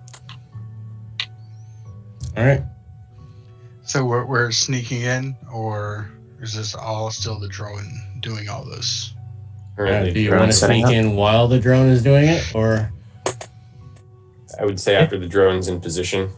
I mean, if we aren't explicitly discussing going in stealthily, Jebediah would kick in the door. I don't think anything will hear us, so I'm in The power cost- armor, so I mean, I'm not quiet. Yeah, so I'm kicking in the door with a crossbow in my hand. All right, you kick open the door. Loud bang as the metal door swings open. Some dust floats up. Nothing. You hear another bloop from one of the tanks. I'm gonna eye the tank and just suspiciously, because it's why is the tank blooping if there's no activity going on? And I'll go in first, since I have power armor, which gives me damage reduction, just in case. Yeah, so just like I explained before, you have this large like central area. It would take you a couple more steps to actually get onto the factory floor. I will walk all the way up to the factory floor. Ah, beautiful. I will follow and then kind of crossbow out in the ready to looking around for anything moving inside. That's Chris is in the back, not even in the factory yet, with his hand on the trigger for the explosive ready. Yep. I assume that your what you call it? Your drone got all the way. You positioned him all the way in the back before anybody bust in. So he's like right up next to the boilers. So as soon as Brock like steps over that threshold between the atrium and the factory floor, the boilers flame on, and you start to hear the as like the factory starts to power up. Back up. Yeah, I'll back up a little bit as this is happening. I'll get away from anything, at least. Yeah, so the sounds that you hear are like if you were standing next to like a steam powered train. Like you hear the choo choo as like gears are moving and steam is being produced out. The giant igniter construct that's in the back, especially now that the lights are on and you can get a good see of it. This thing is, like I said, it is big. And it's kind of a mishmash between a human torso and a mule's body. So it's like a centaur type construct. And it's got this big electric spear in one hand, and its other hand has been refitted to be like some type of like igniter, almost like a flamethrower. Ayo, kill the boilers. No, just wait. Boiler's going out.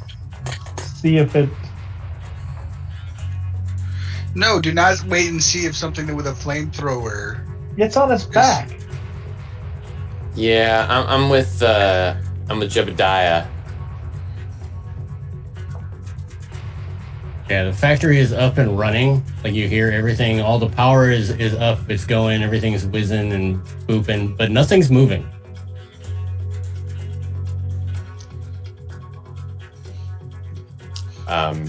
What is the construct doing? It is just standing there. Is it still on its back, or did it flip over? Sorry? It was on its back earlier, you said, right? So it stood up. Flipped Stood over, up, like stood right? up? Yeah, it was just kind of standing there before. Now it's just standing The there. light was on its back. Oh, the light was Yeah, on its back. it has its own boiler on its back. All right, I misunderstood. I thought it was like laying on its back, like a turtle. Okay. So nothing's happening with the various sets of arms. Nope. Nothing is moving. I'm going Gonna in. walk a few more steps in. All right, so you step back onto the floor. Yeah, I step back onto the floor. Does anything happen? Yes, it does. We roll initiative. Brock, no. But there is no initiative in this game. And because you guys had opened the skylights, you're not surprised by what's about to happen. So in this game, initiative goes, if you're surprised, the enemy gets to go first, and then you get to go. And then every round, it's the enemy first, and then you guys. Because you're not surprised, all of you guys get to go first, and then the enemy gets to go. Cool. So it is good at sometimes, and it's bad at sometimes, because you don't know who the enemies are yet. But you are allowed to act first. We are now in quote-unquote combat.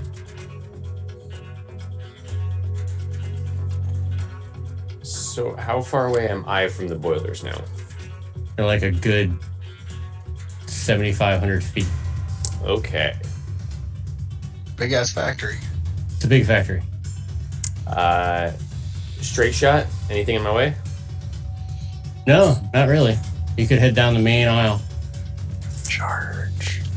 I was actually thinking just that. So how much space is there around the boilers? Like, could I be able to hide from the big flamethrowing thing behind the boiler? Not really. No?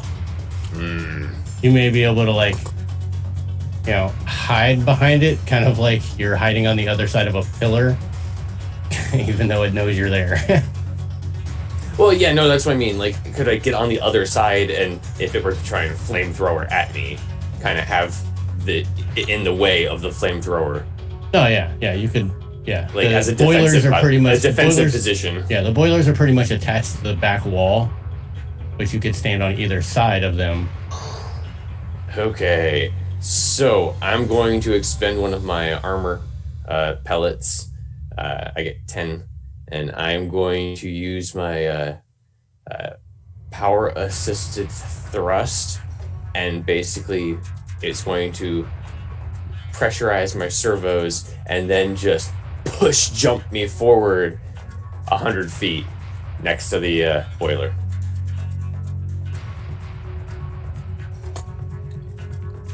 All Did you right. say it was 75? It was like 7,500 feet away. Yeah, 7,500 feet away. Yeah. And it can get 100 feet in length. Okay. Well, if it's 7,500 feet, that's like You might want to run at 50 miles per hour instead. yeah, that's so you've got like a seventh of the distance for that one pellet. If it's 100 feet of movement. Yeah, it's 100 feet of movement, which means with Yeah. the one pellet, I go the whole distance. So in he's one not go. saying it's not 7,500. It's 75 to 100. To 100. Yeah, 75 to 100, so that's Okay. one jump. Yeah. I'm just shortcutting the distance by using a movement pellet. That way I don't have, if there's something along the way, I'm going really fast. to But get no, there. I misheard. Okay. And I want to kind of position myself on the opposite side of the boiler so that if this is enemy giant flamethrower bot, then it at least doesn't have direct shot at me. Okay, so for you, I'm going to need supercharged movement.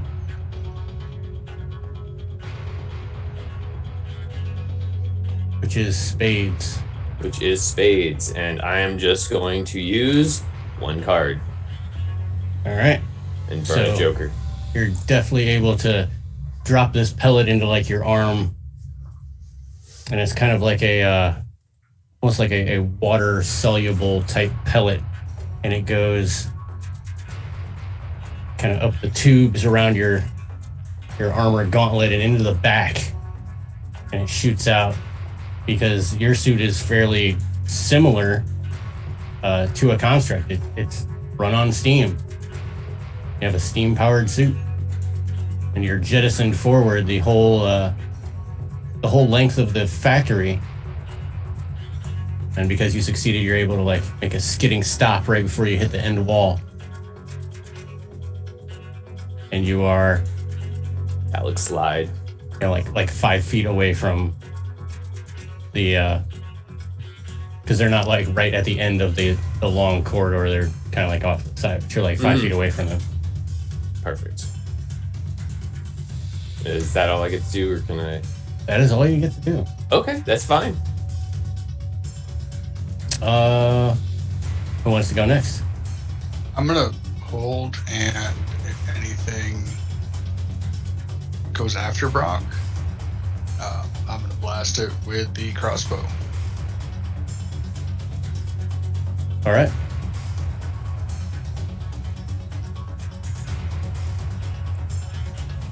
The moment anything moves from where my little vantage point is in the doorway, moment I see anything move, I'm setting off the explosive. Okay, so we got 2 reactions. Got it. And Ren. Is there a way for me to go, or like instead of going like down the middle of the floor, like out and around behind the canning lines or whatever to get down to the other end?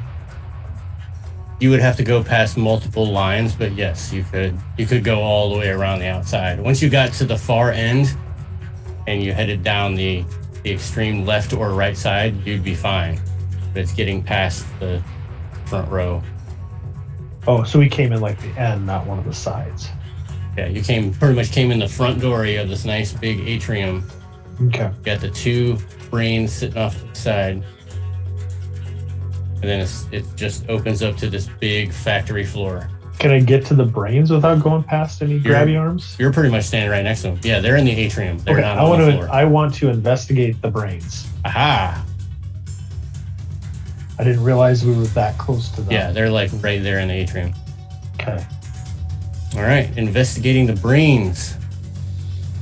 How do you want to investigate these brains? Basically, I want to.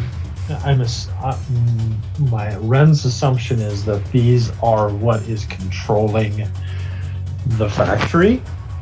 So there's got to be some kind of a control panel here to issue them commands. He's assuming that this is one big construct and these are what control it.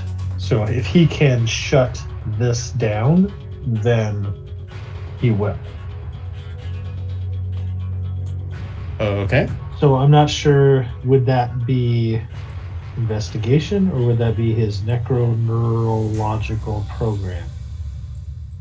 That would just be, if you're looking for something specific, Probably it's going to be investigation. However, if you do find something, on the next turn, I'll let you do kind of like, if you do find something out, you'll be able to manipulate it. That's your other power. Okay. So I am going to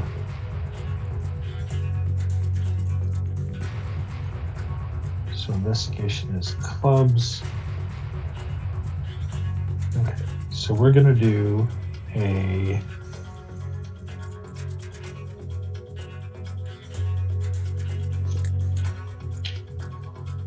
four and a 2 of clubs for 2 successes. All right. So there's 2 things that you notice when you start looking at these, at both of the tanks. The first thing you notice is that they're very sturdy.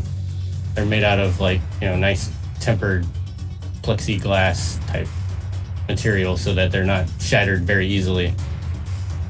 The viscous fluid inside is as viscous as it looked on the screen of the drone. As you're kind of like looking around, you're looking up, looking down, you look on top, you notice that there is a hatch on the top. It's probably where they put the brain in. Normally that would be locked off, but it looks like someone has melted the lock off, and it's just there. Like it's closed, but it's not locked. It's like someone had taken a torch to it and opened it up.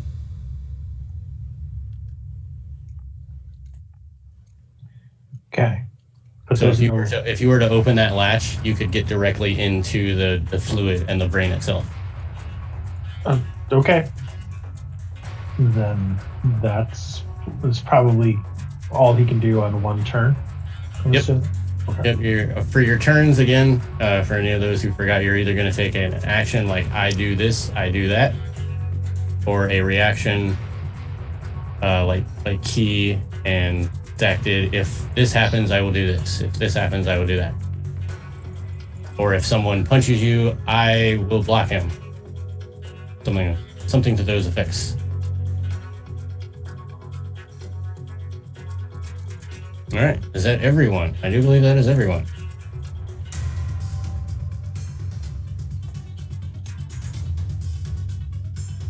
Key, has your drone tried to turn off a pilot light? It will have by this point, yeah. All right. So as the pilot light goes out, the giant man mule construct starts chugging away and comes to life. It moves right past your little drone, like it acts like it doesn't even see it. The boiler goes off because it has no pilot light. And with its big, like, jet gun, you see like some weird gas starts coming out of it. And then it takes its spear, sticks it in under, and then the shock ignites the flame, or ignites the gas, and it turns the pilot light back on. And then it just stands there. When it does that, does the boiler go back to the full on mode? Goes back full on.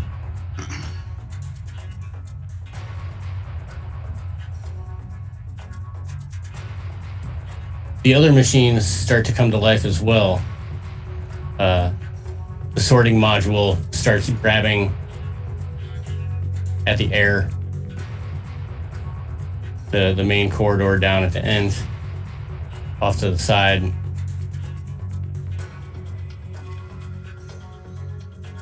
Some of the canning machines, you can see the eyes start moving. They're looking down at the conveyor. And that is all that happens. It is your guys' turn again. Reacting time. I feel like now is the best time to do it. Now someone's right next to the tanks. Brandon is right next to the tank. Oh, I got it. Ren is on top of Ren is on top of the on top of the tank. on top of the tank. Oh man. Would I be able to see him? Or see that he would have gone there? That's going to be up to you. I mean, the door was kicked open and he's still in the atrium, so And we still have plenty of light. yes, there's plenty of light. It's not like it's dark anymore. And I didn't make any attempts to be stealthy about it. Probably saw you, yeah. So, not gonna blow him up. That's a bad idea. I appreciate that. Ah, Um, just start running over, just like half yelling, like, "What are you doing? Trying to find an off switch. I have the off switch. Get off there!"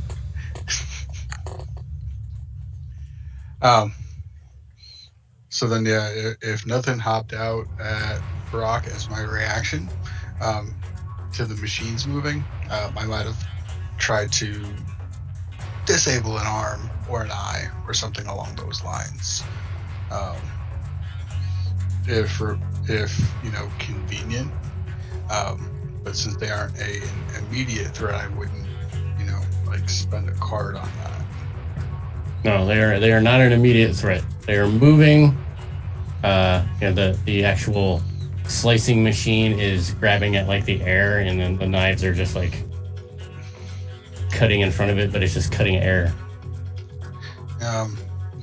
If there's nothing that seems like it would be reasonable to shoot. I'm kind of making my way over to that pallet that doesn't have dust on it.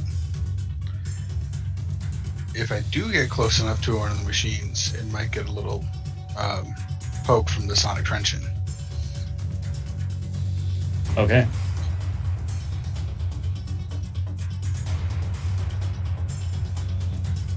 Who else do we got for round 2? So basically, everything's just turned on and activated and running like normal, and nothing seems to be attacking us. The thing is just igniting the pilot light.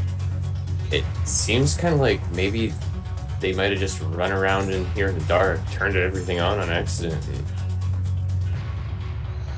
hurt themselves. Slipped, fell, and landed on a conveyor belt that chopped him up and put him into a can. I'm just gonna stay here for a minute. That thing isn't attacking me, so I'll hold my action, see if nothing happens again. Oh. All right. Ancients weren't known for being malevolent. So that's both Brock and Jebediah. Icarus and Ren. What are you going to do for round 2? Pass it off to Ren for now. What's Ren doing? Yeah, I want to try to necroneurological programming. With this skill, you can access construct programming to set up non-standard tasks or to inspect the last commands that the biomachine has executed. All right. You're going to need 2 successes on this.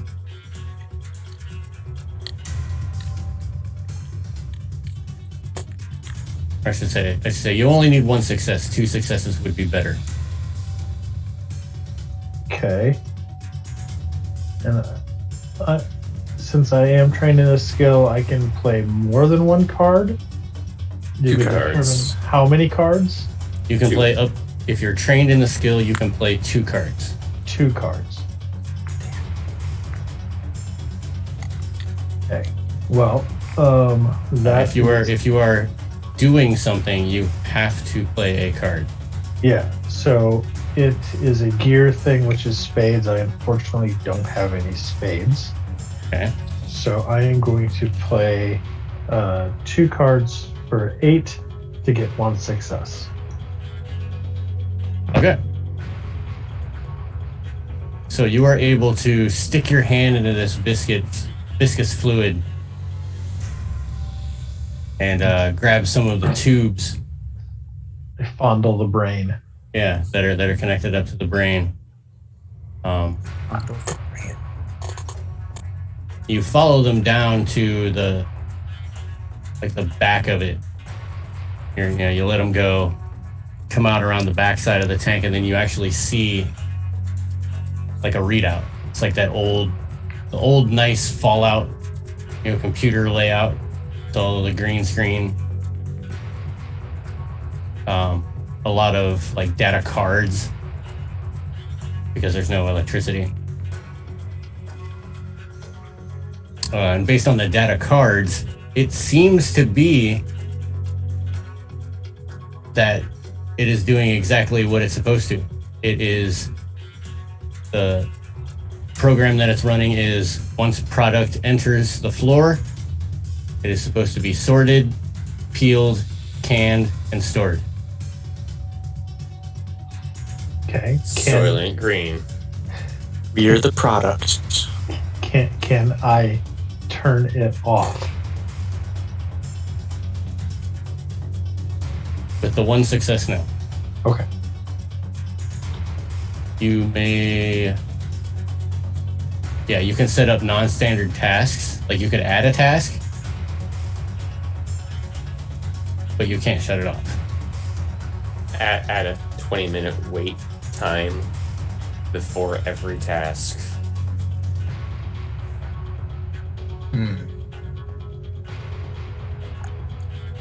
Would it be using the language of the ancients? One of the many languages such as C++ or Java? It would definitely give you an advantage. thinking maybe I could maybe go in and add like an if statement where it says, if not human, do the programming. If human, please don't do the programming. If human, not product. Human is not product. Yes. While a builder can read the programming, the Technosophist can actually plug in, because you can take your little interface terminal and plug directly in. So you would be able to gain more insight than just what the builder would have. Right. So I intend to plug in and start poking around with a 7 of spades and a 5 of spades with this gear skill. That is your That is computer science. science. So 3 successes. You pull up your old school mishmash of like a Nokia, Then some type of motherboard that you found, and like the screen of like an old school Razor like flips up. I got like a Mac keyboard to go along with it. Yeah. But you have to like haul it around separately and then plug it into the motherboard.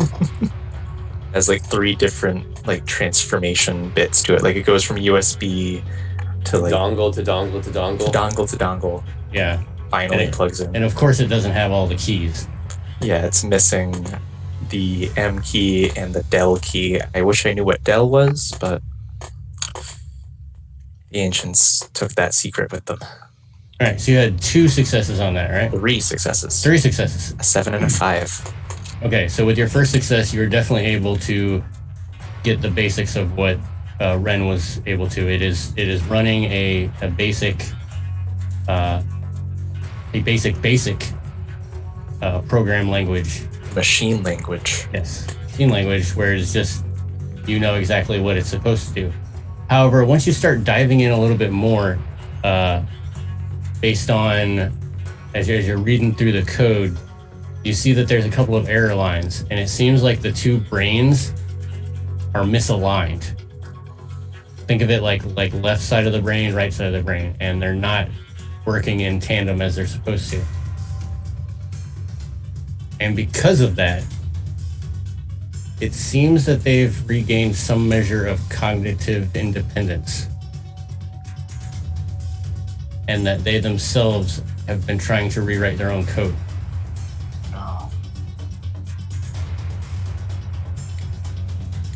With your 3rd success, you're also able to realize that the brains are able to have perception through the numerous eyeballs that are connected to its nervous system.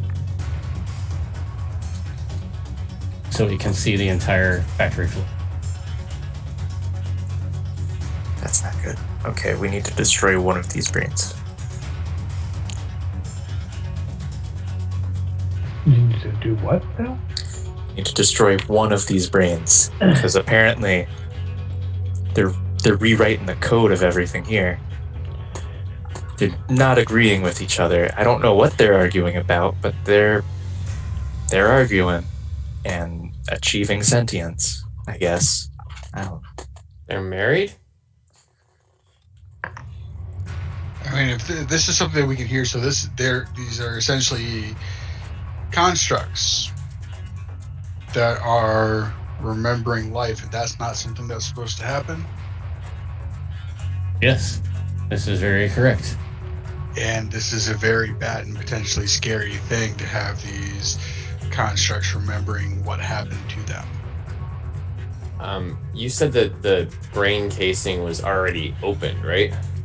Yes, the top of one of them is open.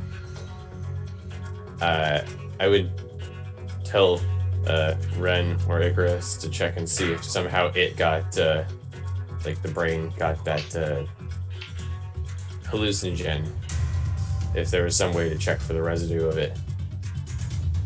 Because then it might just be a thing that's going on where people are trying to give this particular product to it to bring these things back. A hallucinogen? In our prelude, it said that JT found a construct being screwed up by a time-released psychedelic compound in their body. Oh, okay. And Jebediah had something with one too, where it was a psychedelic compound in his body did some stuff and then didn't know. He was in possession. Yeah, that's right. He doesn't know how he got it. Yeah, so I'm thinking maybe this has been poisoned with LSD. They're poisoning people with LSD. No, they're No, poisoning they're poisoning constructs with LSD, which is worse. Oh, yeah. Because constructs don't have the capacity to have the fun that comes with being poisoned with LSD. Kill the damn thing. Let's get the fuck out of here. Okay. Not a good thing. Has everybody gone in round 2? I held my action. If this is the case, then could I also blow up one of the boilers? That might be bad. How are you going to blow up the spoiler? Plan B. We're not done with Plan A yet. Well, I could actually just gut it so that all of the water would escape. Since I do have, with my armor, I could use the, extrusion blades. Did Chris actually relay all that information about it being able to watch us? Yeah, I don't know. Did he? I didn't say anything about watching. If I can, Speaking is free. You can speak. yeah, speaking is free. Okay. Oh, the brains are watching. And then back to the argument with Ren, like, we gotta destroy these. Wait, what do you mean they're watching? How are brains watching? Through the eyes of the ancients. They're watching. They're all connected. When you say eyes of the ancients, do you mean those freaky little eyeballs that are by all those arms? Yeah. Wait, are they actual No, eyeballs? there's or actual the cameras? eyeballs. Oh, shoot. Okay, yeah, the eyeballs. Okay. Yeah, there's some with like 2. There's one of them that has like 8. Yeah, the eyes. They're actually watching. Great. Wait, are there ears? Are there ears anywhere? Can we see ears? There are no ears. Okay, they can't hear us. That we can see. Oh, good. Let's see. We cannot see if they can hear. Correct. Okay, then I guess I'll hold my action until either A, something... Well, I won't do anything until either A, something goes horribly wrong, or B, I'm told to do something. I'll stay hiding from the giant boiler reigniter bot. Okay. And I do believe that is everybody. So the factory now gets to go. Knowing that you are now messing with its programming, a giant arm comes across one of the sliding bars that's all around the factory and grabs the one that it can best get to. It's gonna grab. I'm gonna roll a die because there's only 2 of you it can get to. Please be Ren. Please be Ren. It's you. Oh, no. I jinxed it. The spirit of the game, you should have drawn a card. It's what you get for hoping it came to someone else. Your own demise. So it picks you up and it kind of drags you across the ground, Oh, no. and then it deposits you into quote unquote the slaughterhouse pit.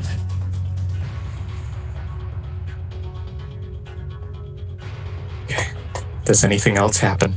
No, you have Okay. 2 complications. So you are like, 1, you are captured. 1, 2. The second one is unknown. Oh, no. I can give you the exact definition if you want to know. You're not supposed to know though. So you are centralized and isolated. That's the exact definition. So they're going to focus on you, and you're kind of like trapped. Yeah. I still have the trigger for the explosive. You still have the trigger for the explosive. And that is all that does. I'm going, assuming I can, yell to everyone. I'm pulling the trigger. Move.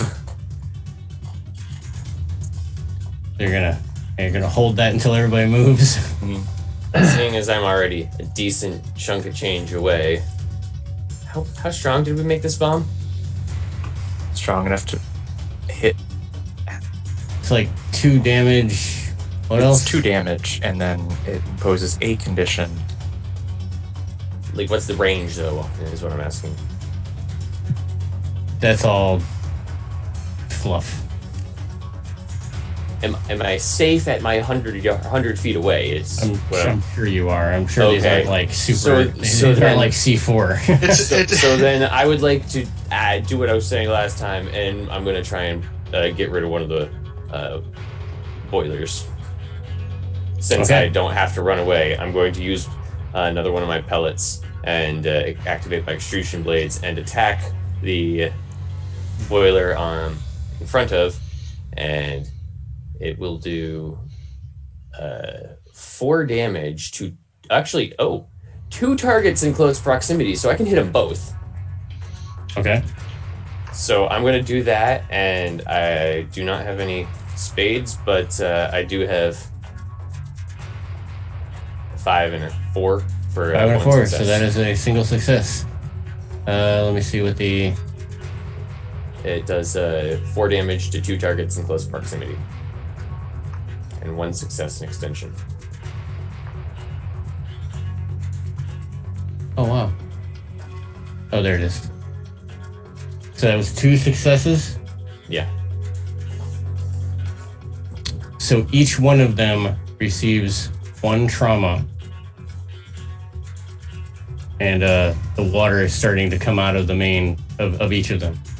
But they are not totally shut off. It's going to take a little bit of time for all this water to run out. Oh, it's okay. My next plan is to try and actually use the water to put out the pilot lights. Yes, because this is a Kickstarter, so that you guys know, bad guys or NPCs don't have trauma like you. You can take up to 4 trauma in any category. They just have a set trauma. So like the boilers are 3. So once they hit 3 hits, they blow up or stop working. Something like this igniter construct, again, he only has 3, but he can also hit stuff.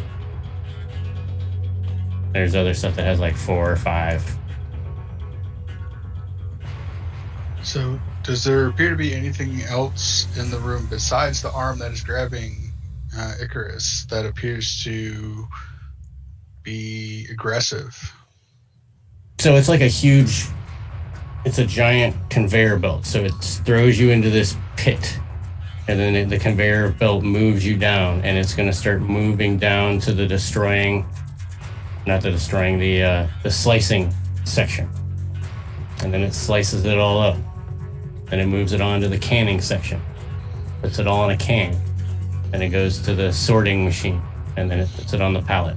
Is he held in place on the conveyor belt? Or is this like the horrible prequel movie where they're on a conveyor belt and they have full movement along the conveyor belt? He just needs to spend a success to get out of that little, think of it as like a trough. Okay. So there's nothing. It's not like an arm is holding him down or anything like that. Nothing actively attacking anybody else. You just roll out.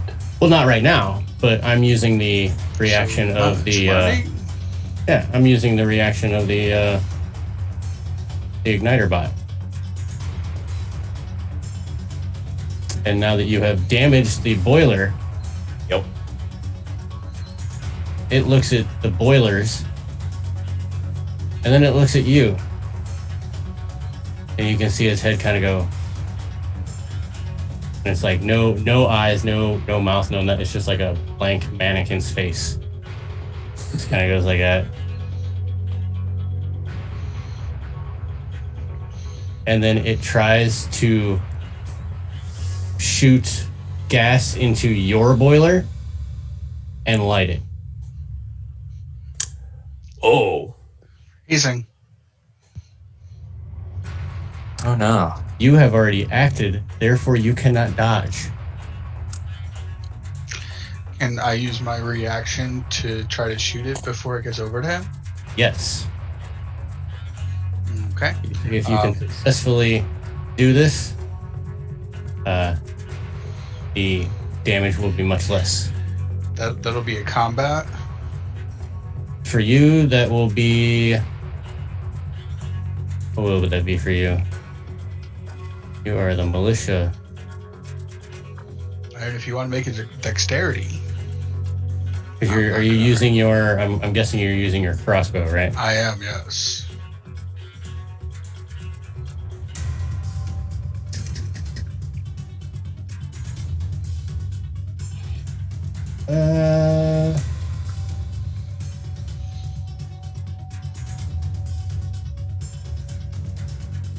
Yes, it's just going to be combat. Okay, so I only... Militia member does not have... is not trained in combat. Which is strange. Yeah. I'm going to use a 3 diamonds then to get a success, and that does 3 damage. Does do damage. Does 3 damage. Unless it has a soak. If there's a soak mechanic. There is no soak because it is combated as steel. If it was a normal person, but it will take that trauma. Boop, boop, boop. So the attack on Brock will be less, but it will still be bad.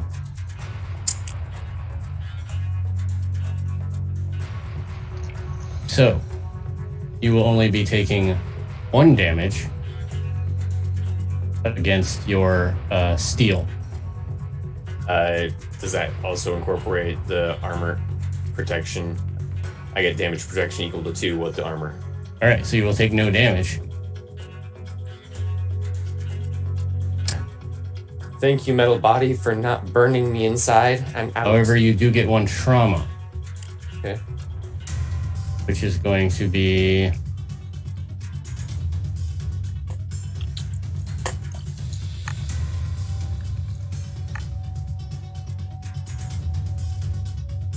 It is going to be consumption. So 1 of your pellets, because of these, it's pretty much activating your boiler.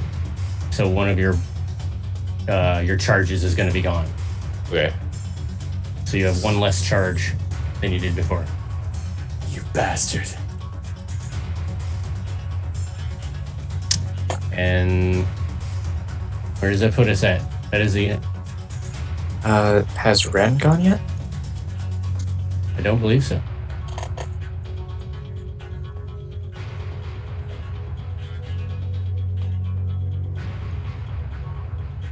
So is it Ren's turn? Is everybody else gone? Everyone There's except not really- Icarus. Yep. All right.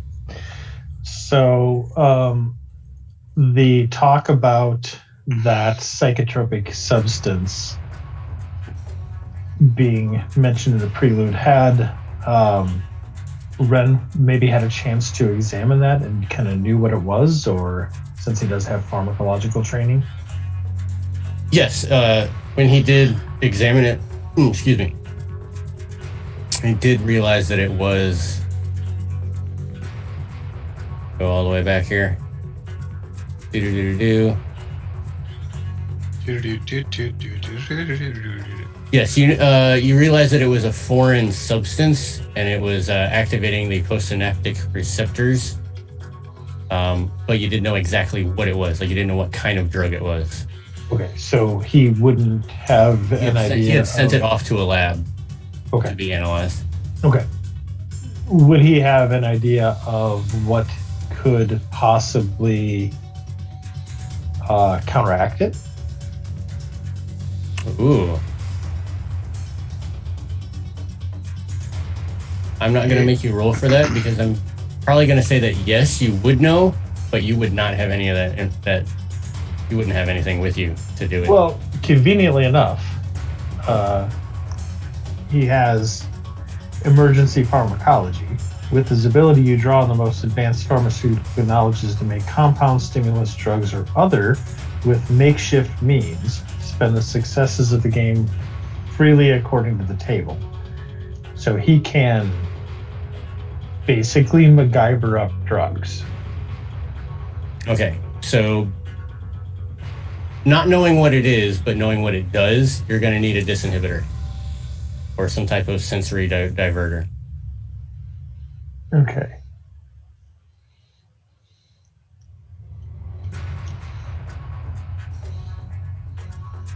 So I would need 2 successes.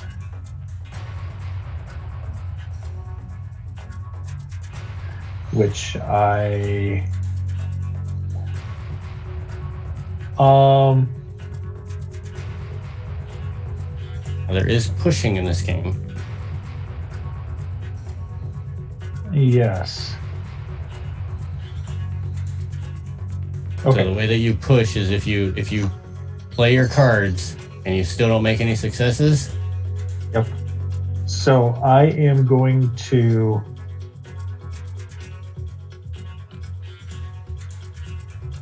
So this is a gear skill, which is spades. which is spades. Would this be considered advanced medicine? This is going to be your pharmacology. Okay. It's a specific one for that. So it's listed as a gear skill, but it's not a trained skill. So does that mean? Anything in there is trained. Yeah, those are your. Okay. You're good. Okay. So I'm going to play a 5 of clubs, Mhm. and then I'm going to push the limit by discarding a 4 of hearts and draw a 6 of hearts, which puts me at 11, which gives me 1 success. I needed 2. So you were not able to do it. You pull some stuff out of your bag, you whip some stuff up together, and you're like, yeah, I'm pretty sure that this is it. So then you pour it into the tank.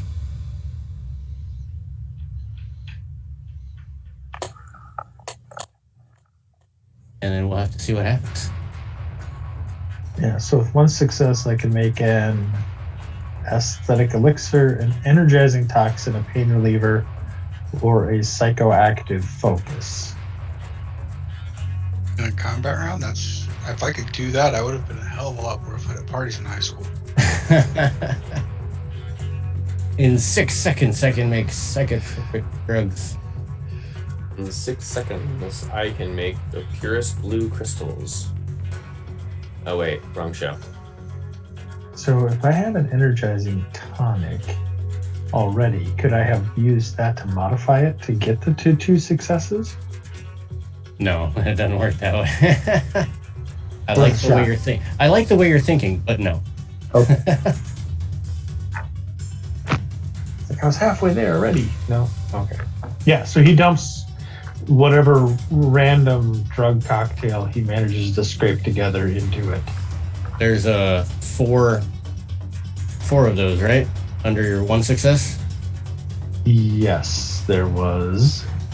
Whatever 1 is, that's what you poured in. An aesthetic elixir. No idea what that does, but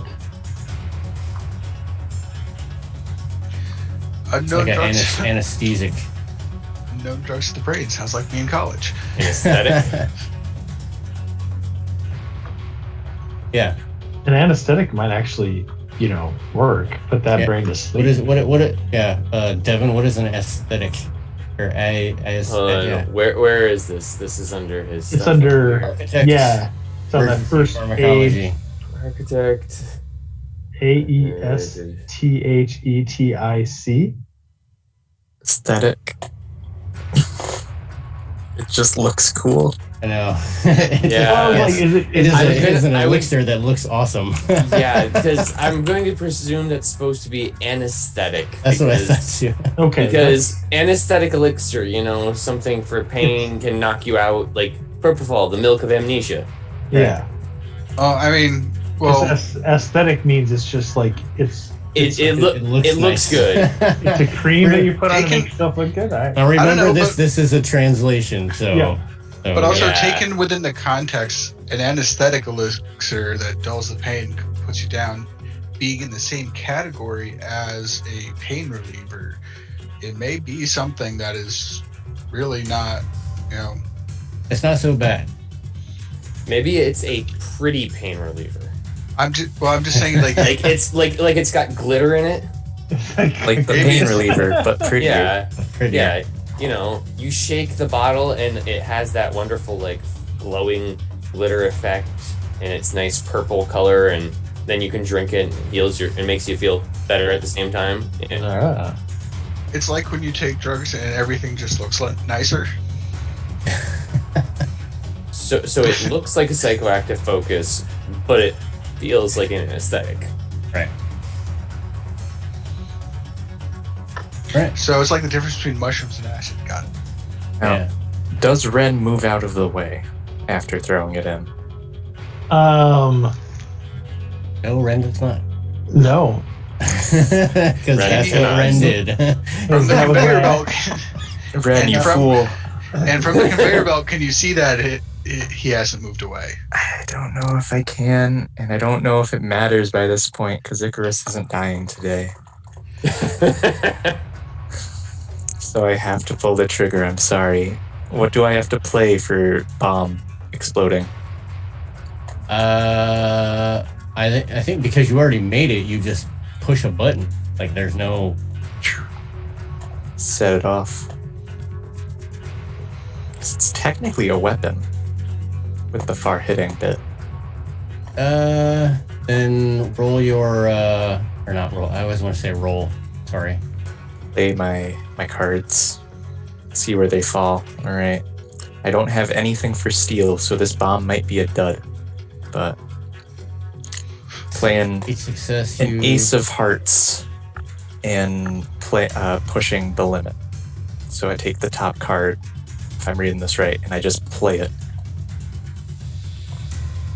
And that is a spade, An ace of spades, which is a gear. which is a gear. So Spades. I doubt it hits, but the trigger is pulled. Whether it does damage or even explodes, it's out of my hands. It's in Yeah, I think the it's hands just. of the ancients. I don't think you have to activate it. Or I mean, I don't think you have to spend anything to activate it because it becomes like your inventory. Like your drone is inventory. So it's just like, I use this. Yeah, you already used your successes to To create create the bomb. Yeah. Makes sense to me. Yeah, I'm gonna say that you don't need a success to do it. Just once you hit, like your action is, I'm blowing it up, and it blows up. All right. And it goes Okay. off, and 2 Uh, damage. So yes, that is gonna be 2 damage to Ren as well against Steel. That is your body, right? Yeah, so I have a Steal his body. 3. So that goes down to 1 then. You should have little traumas, Ah, little trauma boxes, so you can go down 3 and you're still awake, 4 and you go down. But you can have multiple traumas in all your different attributes. Oh, okay. If you have, since you just took 2 damage. 2 damage, and then a condition, which I'm thinking would be stun. Yeah, probably. Or an additional trauma. It does look appealing, but I don't want to kill Ren, but I gotta destroy the brains, or I'm gonna die. Yeah, so because you have 2 traumas in your steel, anything that you try to accomplish using diamonds is going to be at a -1. Okay. And then a -2, and then dead. And then you are going to be stunned for this next round, according to Icarus. Oh, okay. I do believe that brings us back to the top of the round. Does that count as a catch a breath? For no, that counts as you're on the ground, knocked unconscious for the moment. Okay. Everything's all, you got that like tinnitus sound ringing in the ears. But one of the brains is destroyed. The other one is cracked, and it starts leaking fluid out.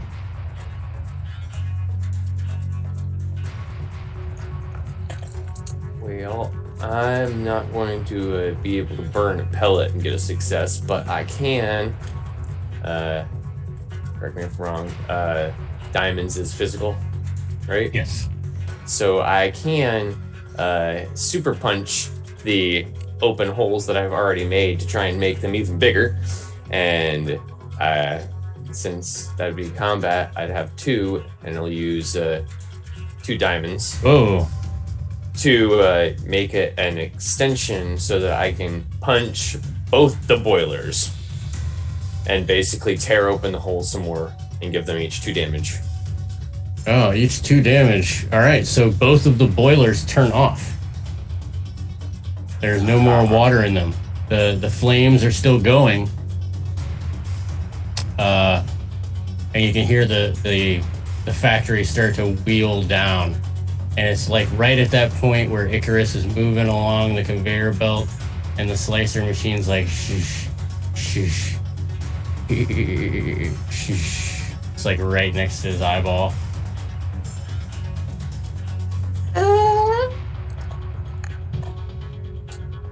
You alright there, Icarus? Yeah. All right. So you've stopped the factory.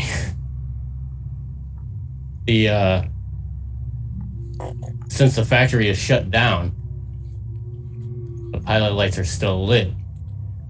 The igniter construct just kind of stands still. Still active, but not functioning.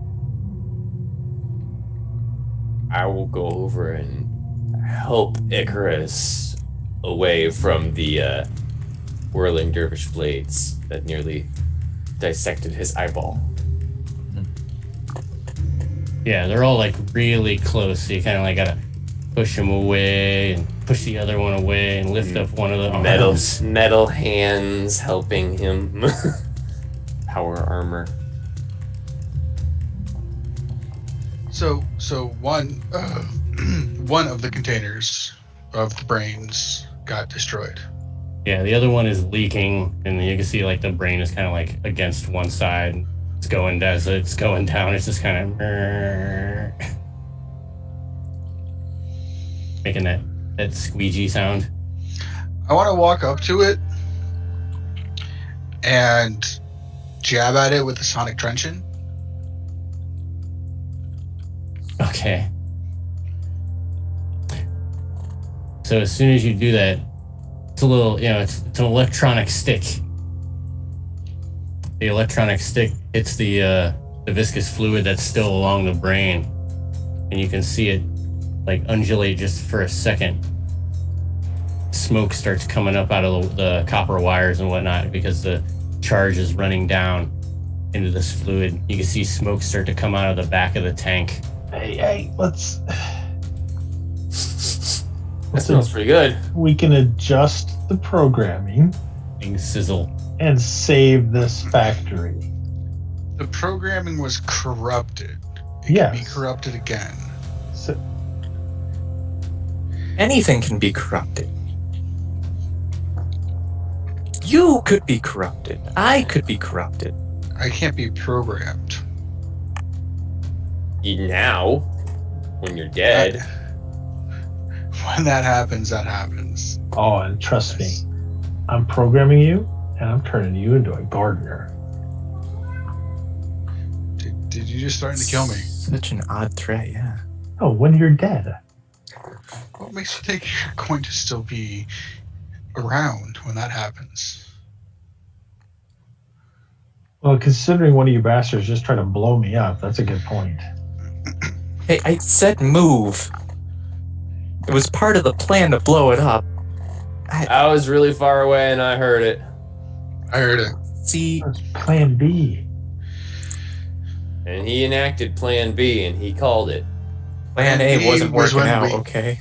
Plan I was B gonna and Plan A die. is when we needed to get out, was in the fallback emergency. And that was an emergency. If you don't think that was an emergency, If you'd just given me a couple minutes, Minutes? could've shut it down. Minutes? I almost lost my eye. I Hey, almost if lost an arm. you you notice that guys he has charged less. in and triggered it. Do you see how he has less eyebrow hair? Do I? If you guys, do I? Well, actually, it's an entire eyebrow.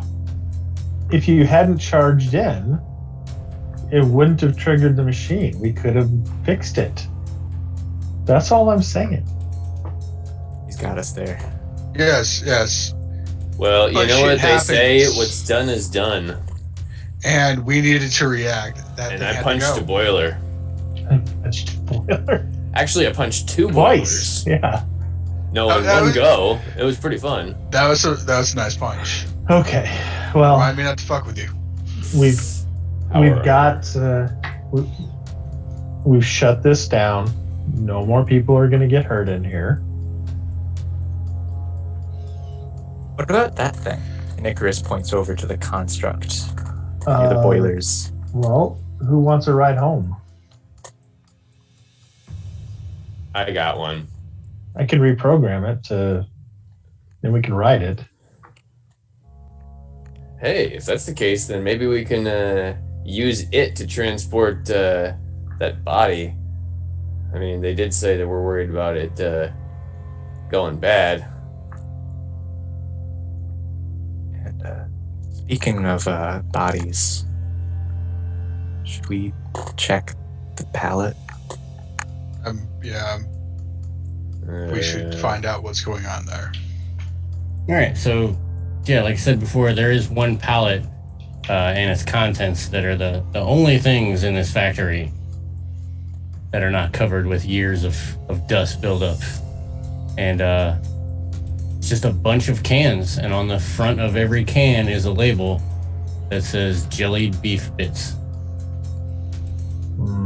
Beef Ah. bits. So That's one of yeah, the cans. we should probably send this back to the Citadel. They can do probably DNA or something to find out who this was. I open up one of the cans. It What does it looks smell like? jellied beef bits. Beef being in quotes. Do I find any fingers? Does it smell like beef? Oh no, they deboned it. Come on. they Or are they scraped the bones. Mario will- did say that they ate the bones.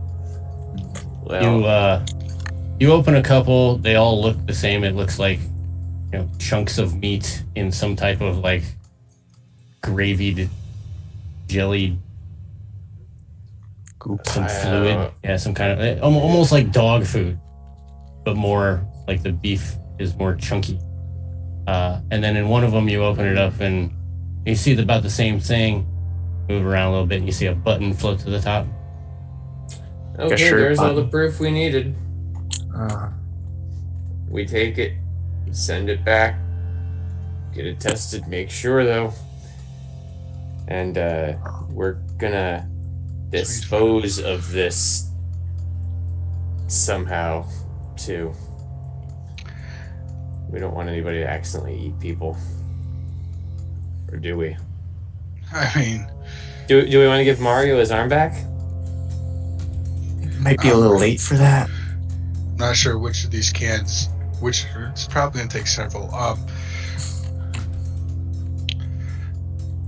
Let's let Rowena know what happened. Your friend. Here you go. He's already been put into his own little urn. Yeah, you can put him on display. He can join you for Thanksgiving. I'm sure the Citadel will need to identify who was the other victims of this construct, and we may want to try to find out who set this factory up. Is there some type of security system in this factory? None whatsoever. I think we might have destroyed it. The brains were the security system. No, I was looking for like cameras because No camera or anything. I mean, the door wasn't even locked. Are there any sort of computers anywhere? Anything left behind by the ancients? No, nothing like that. The only computer type system was the one that was attached to the tanks of the brains.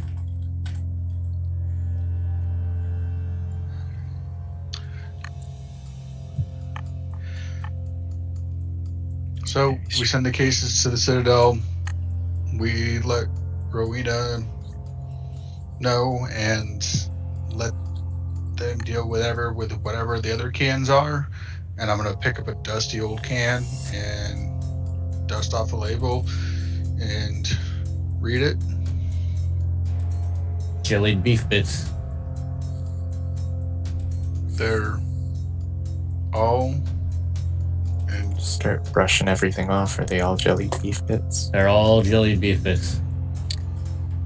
Let's open up a can, see if it's anything even resembling beef. The ones that are dusty look different. The older ones resembling like a beef stew looking kind of thing.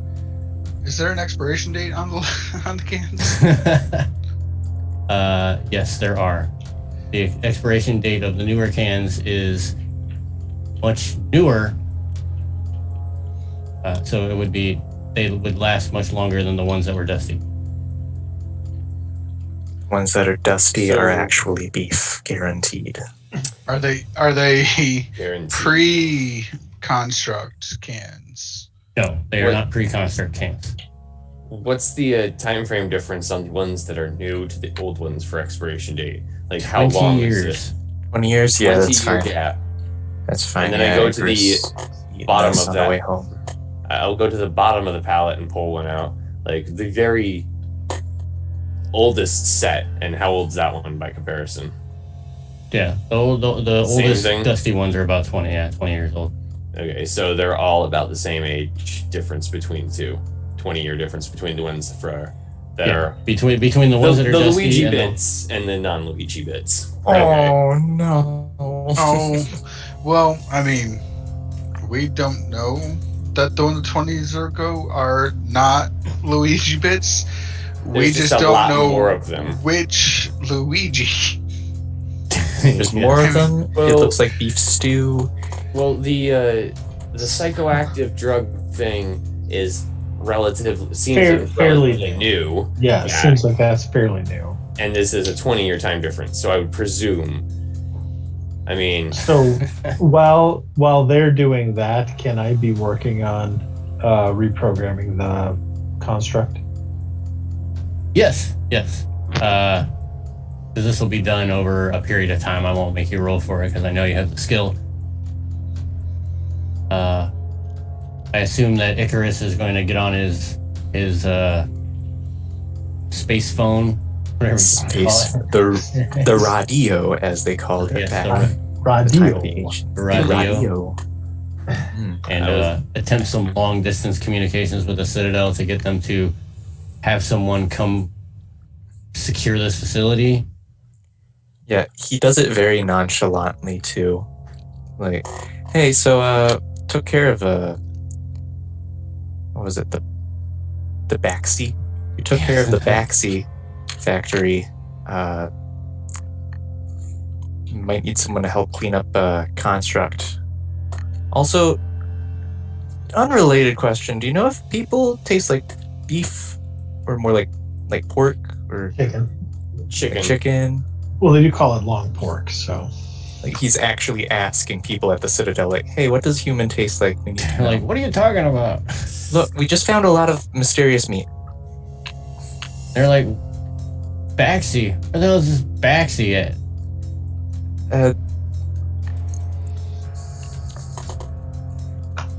The Baxi factory, the place where Is there Mario and Luigi. is there disappeared a into? brand name on the label? Yes, there is. What does it read? It is it's Bacchesi. Baccesi. Bacchesi Factory. Yes. That's a weird way to say Baxi. Yeah, the Bacchesi factory. Like, oh yeah, we know where that is. Yeah, it's right outside of Cigna. Yeah, well, Why is everyone saying it wrong? Yeah.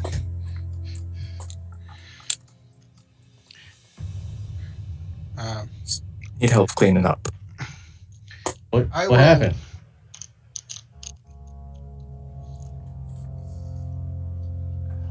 Haywire construct. We'll call it.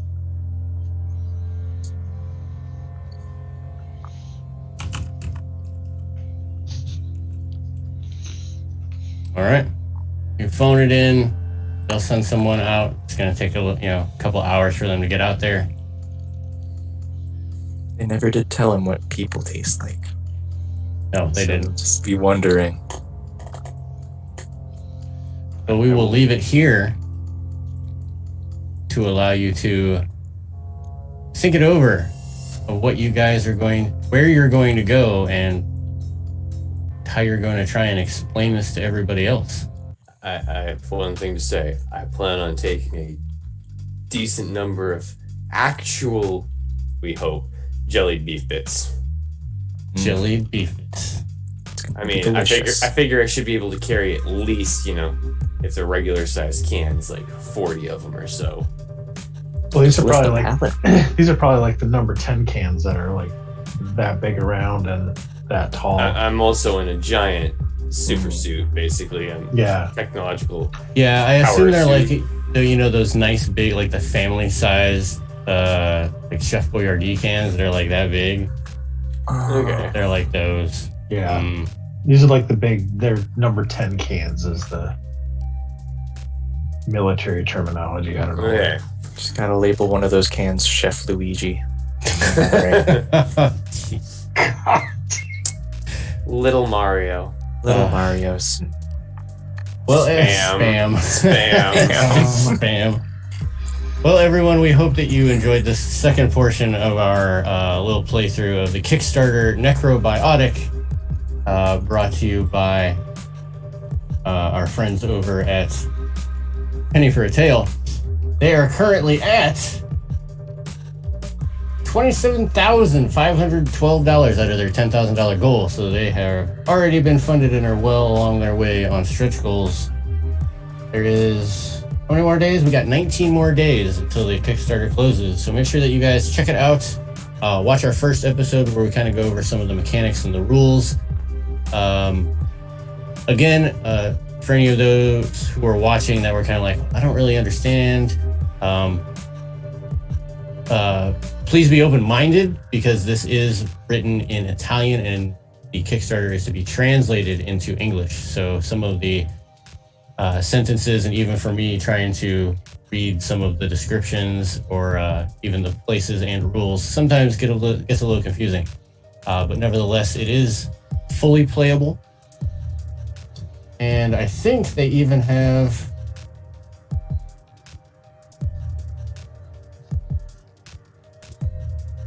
Yes, they actually do have the quick start PDF available if you would want to take a look at it before you actually back it. It has pre-made characters, the actual rules, and how to play. Uses cards instead of dice, which is Yes, actually it does. It uses pretty cards damn instead of cool. dice. Yeah. So it is very. It's interesting. It is nice for a person like me who tends to roll low. Garbage. I don't know what you're talking about. I'm But with the wonderful cards, at it is dice. one of those games. It seems to be easy to get successes. I think it's about pacing yourself. Right. Yeah. Yeah. Because if you, like that last little bit there, I burned pretty much all of my cards within like a couple rounds, and it was like, oh crap. Yeah. So are you going to take that breath and lose a turn and possibly get beat upon, Or just get blown up. or just get blown up Yeah. by a friendly? But yeah, definitely. I definitely suggest everybody check it out. You only need a standard deck. You don't need anything crazy to play. As a World of Darkness player, it sometimes does feel very much like, I'm gonna hold on to this willpower because I might need it later. When Yes. making decisions with some things. But we have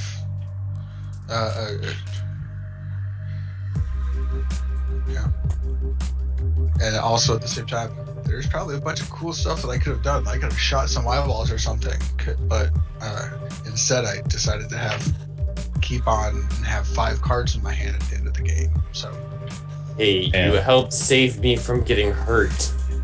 The game is, it's definitely about pacing, choosing your cards wisely, choosing to play off of a suit, like play off, to not use all of to not take successes just from a suit, but try to get towards the number and try to push yourself to get the value success instead of the suit success, because you may need those low cards later just to get that one success that you need.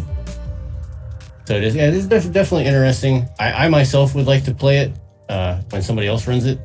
So if anybody out there is looking to run the game sometime after the Kickstarter is done, hey, pick me up. I want to play it. I want to play with cards.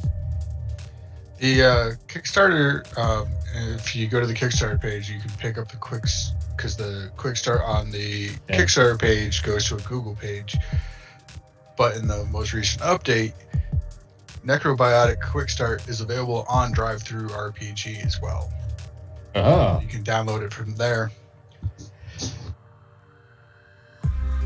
well, there you go. Gesundheit. Thank you.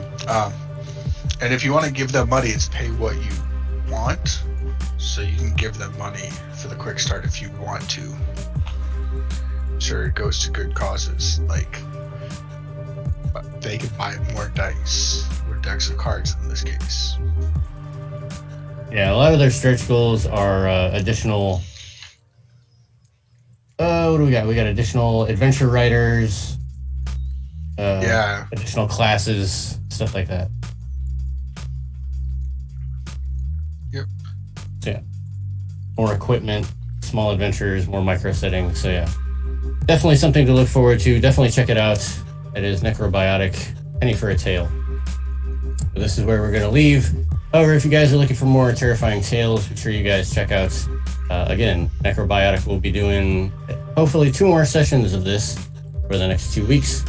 Make sure you guys check out Simba Room starting May 29th. Unknown Armies, early Sunday mornings, or Sunday evenings, sorry. Vampire the Masquerade, Starlight and Smoke, late Sunday evenings. And we're going to be what we got? Oh, yeah. Alien Acid and Ice on Thursdays. And starting next Friday is going to be season 2 of Contagion Chronicle. Almost forgot. But if Awesome Adventures is more your bag, make sure you guys check out Dune, Adventures in the Imperium on Mondays, Fallout 2D20 on Wednesdays, and make sure that you guys check out us playing over on the Onyx Path channel. All these messages are popping up, they're confusing me. We're going to be playing on the Onyx Path channel on Tuesdays, is going to be the new Exalted Essence. That is a new Kickstarter as well. Make sure you guys check out our calendar for all of our other terrifying tales and awesome adventures that are going to be coming up. We're always changing. We're always doing weird stuff. But yes, check out our website, warbtales.com, to make sure you're up to date with our calendar, our social media links, our recaps, our links to our partners and affiliates, our Patreons, and all the other whiz bobs that we have. Players, let the audience know the next time that they can catch you and the cool things you do outside the show. My name is Devin. You can find me online at Sort of Silly, and I don't really do any weird stuff outside the show, but you can find me on the next show on Monday for Dune. Hello, I am Zachary Naldra, he, him. I can be found on pretty much just on Twitter as @ZachRules.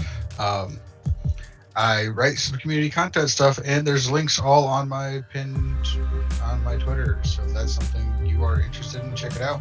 I've got some new stuff coming up within the next couple of weeks that'll be released as well.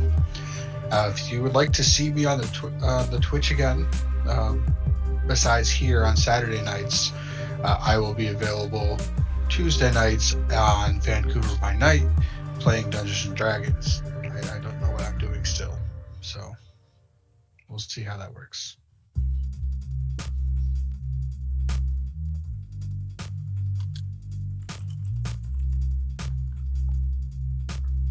Oh, that's me. I'm sorry. I'm filling in for JT. I am the touring JT. When you watch this, you can catch up for next week.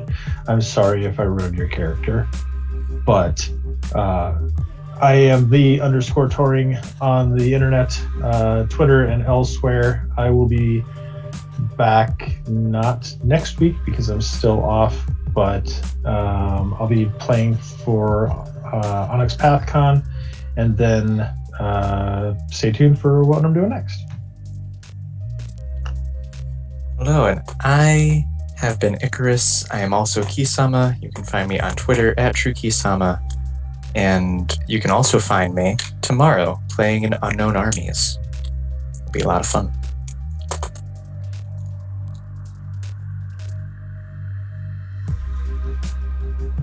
Sorry, I was trying to figure out who that was.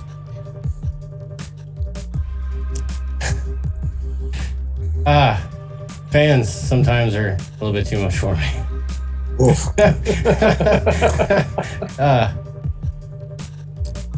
We did not do. Did we do votes last week? I don't remember. We did not. No, we didn't. Because we're not getting experience for this game. Right. Votes are now for experience. Vote for your favorite person, anyways. Why not? Let's do it. We'll give an automatic. Every vote is one automatic success. I'm gonna say Icarus for being so self-preserving that I don't care if anybody's there. I warned you. Boom.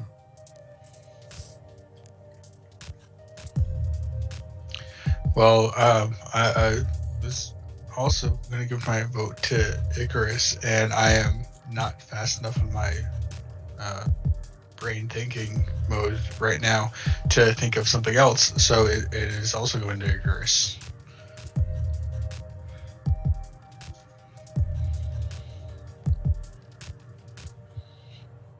Go ahead, Key. Oh, okay. Being put on the spot. Okay, all right. I gotta give it to Ren for the strangely veiled threats towards Jebediah about making his programming that of a gardener when he dies.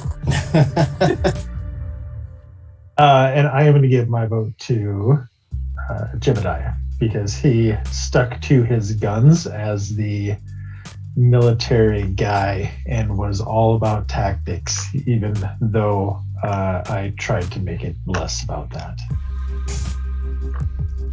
And Awesome. let's be clear, retirement as a gardener would not be bad. It's calm, relaxing.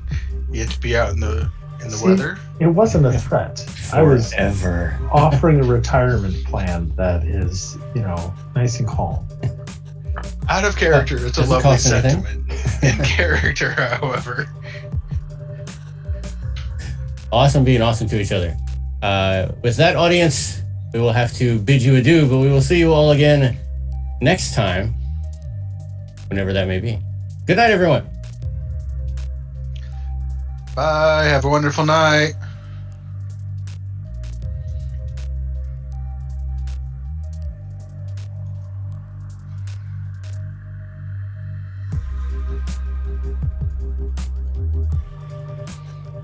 All right, we're good. Ugh. Let's wait. So what the fuck was that with the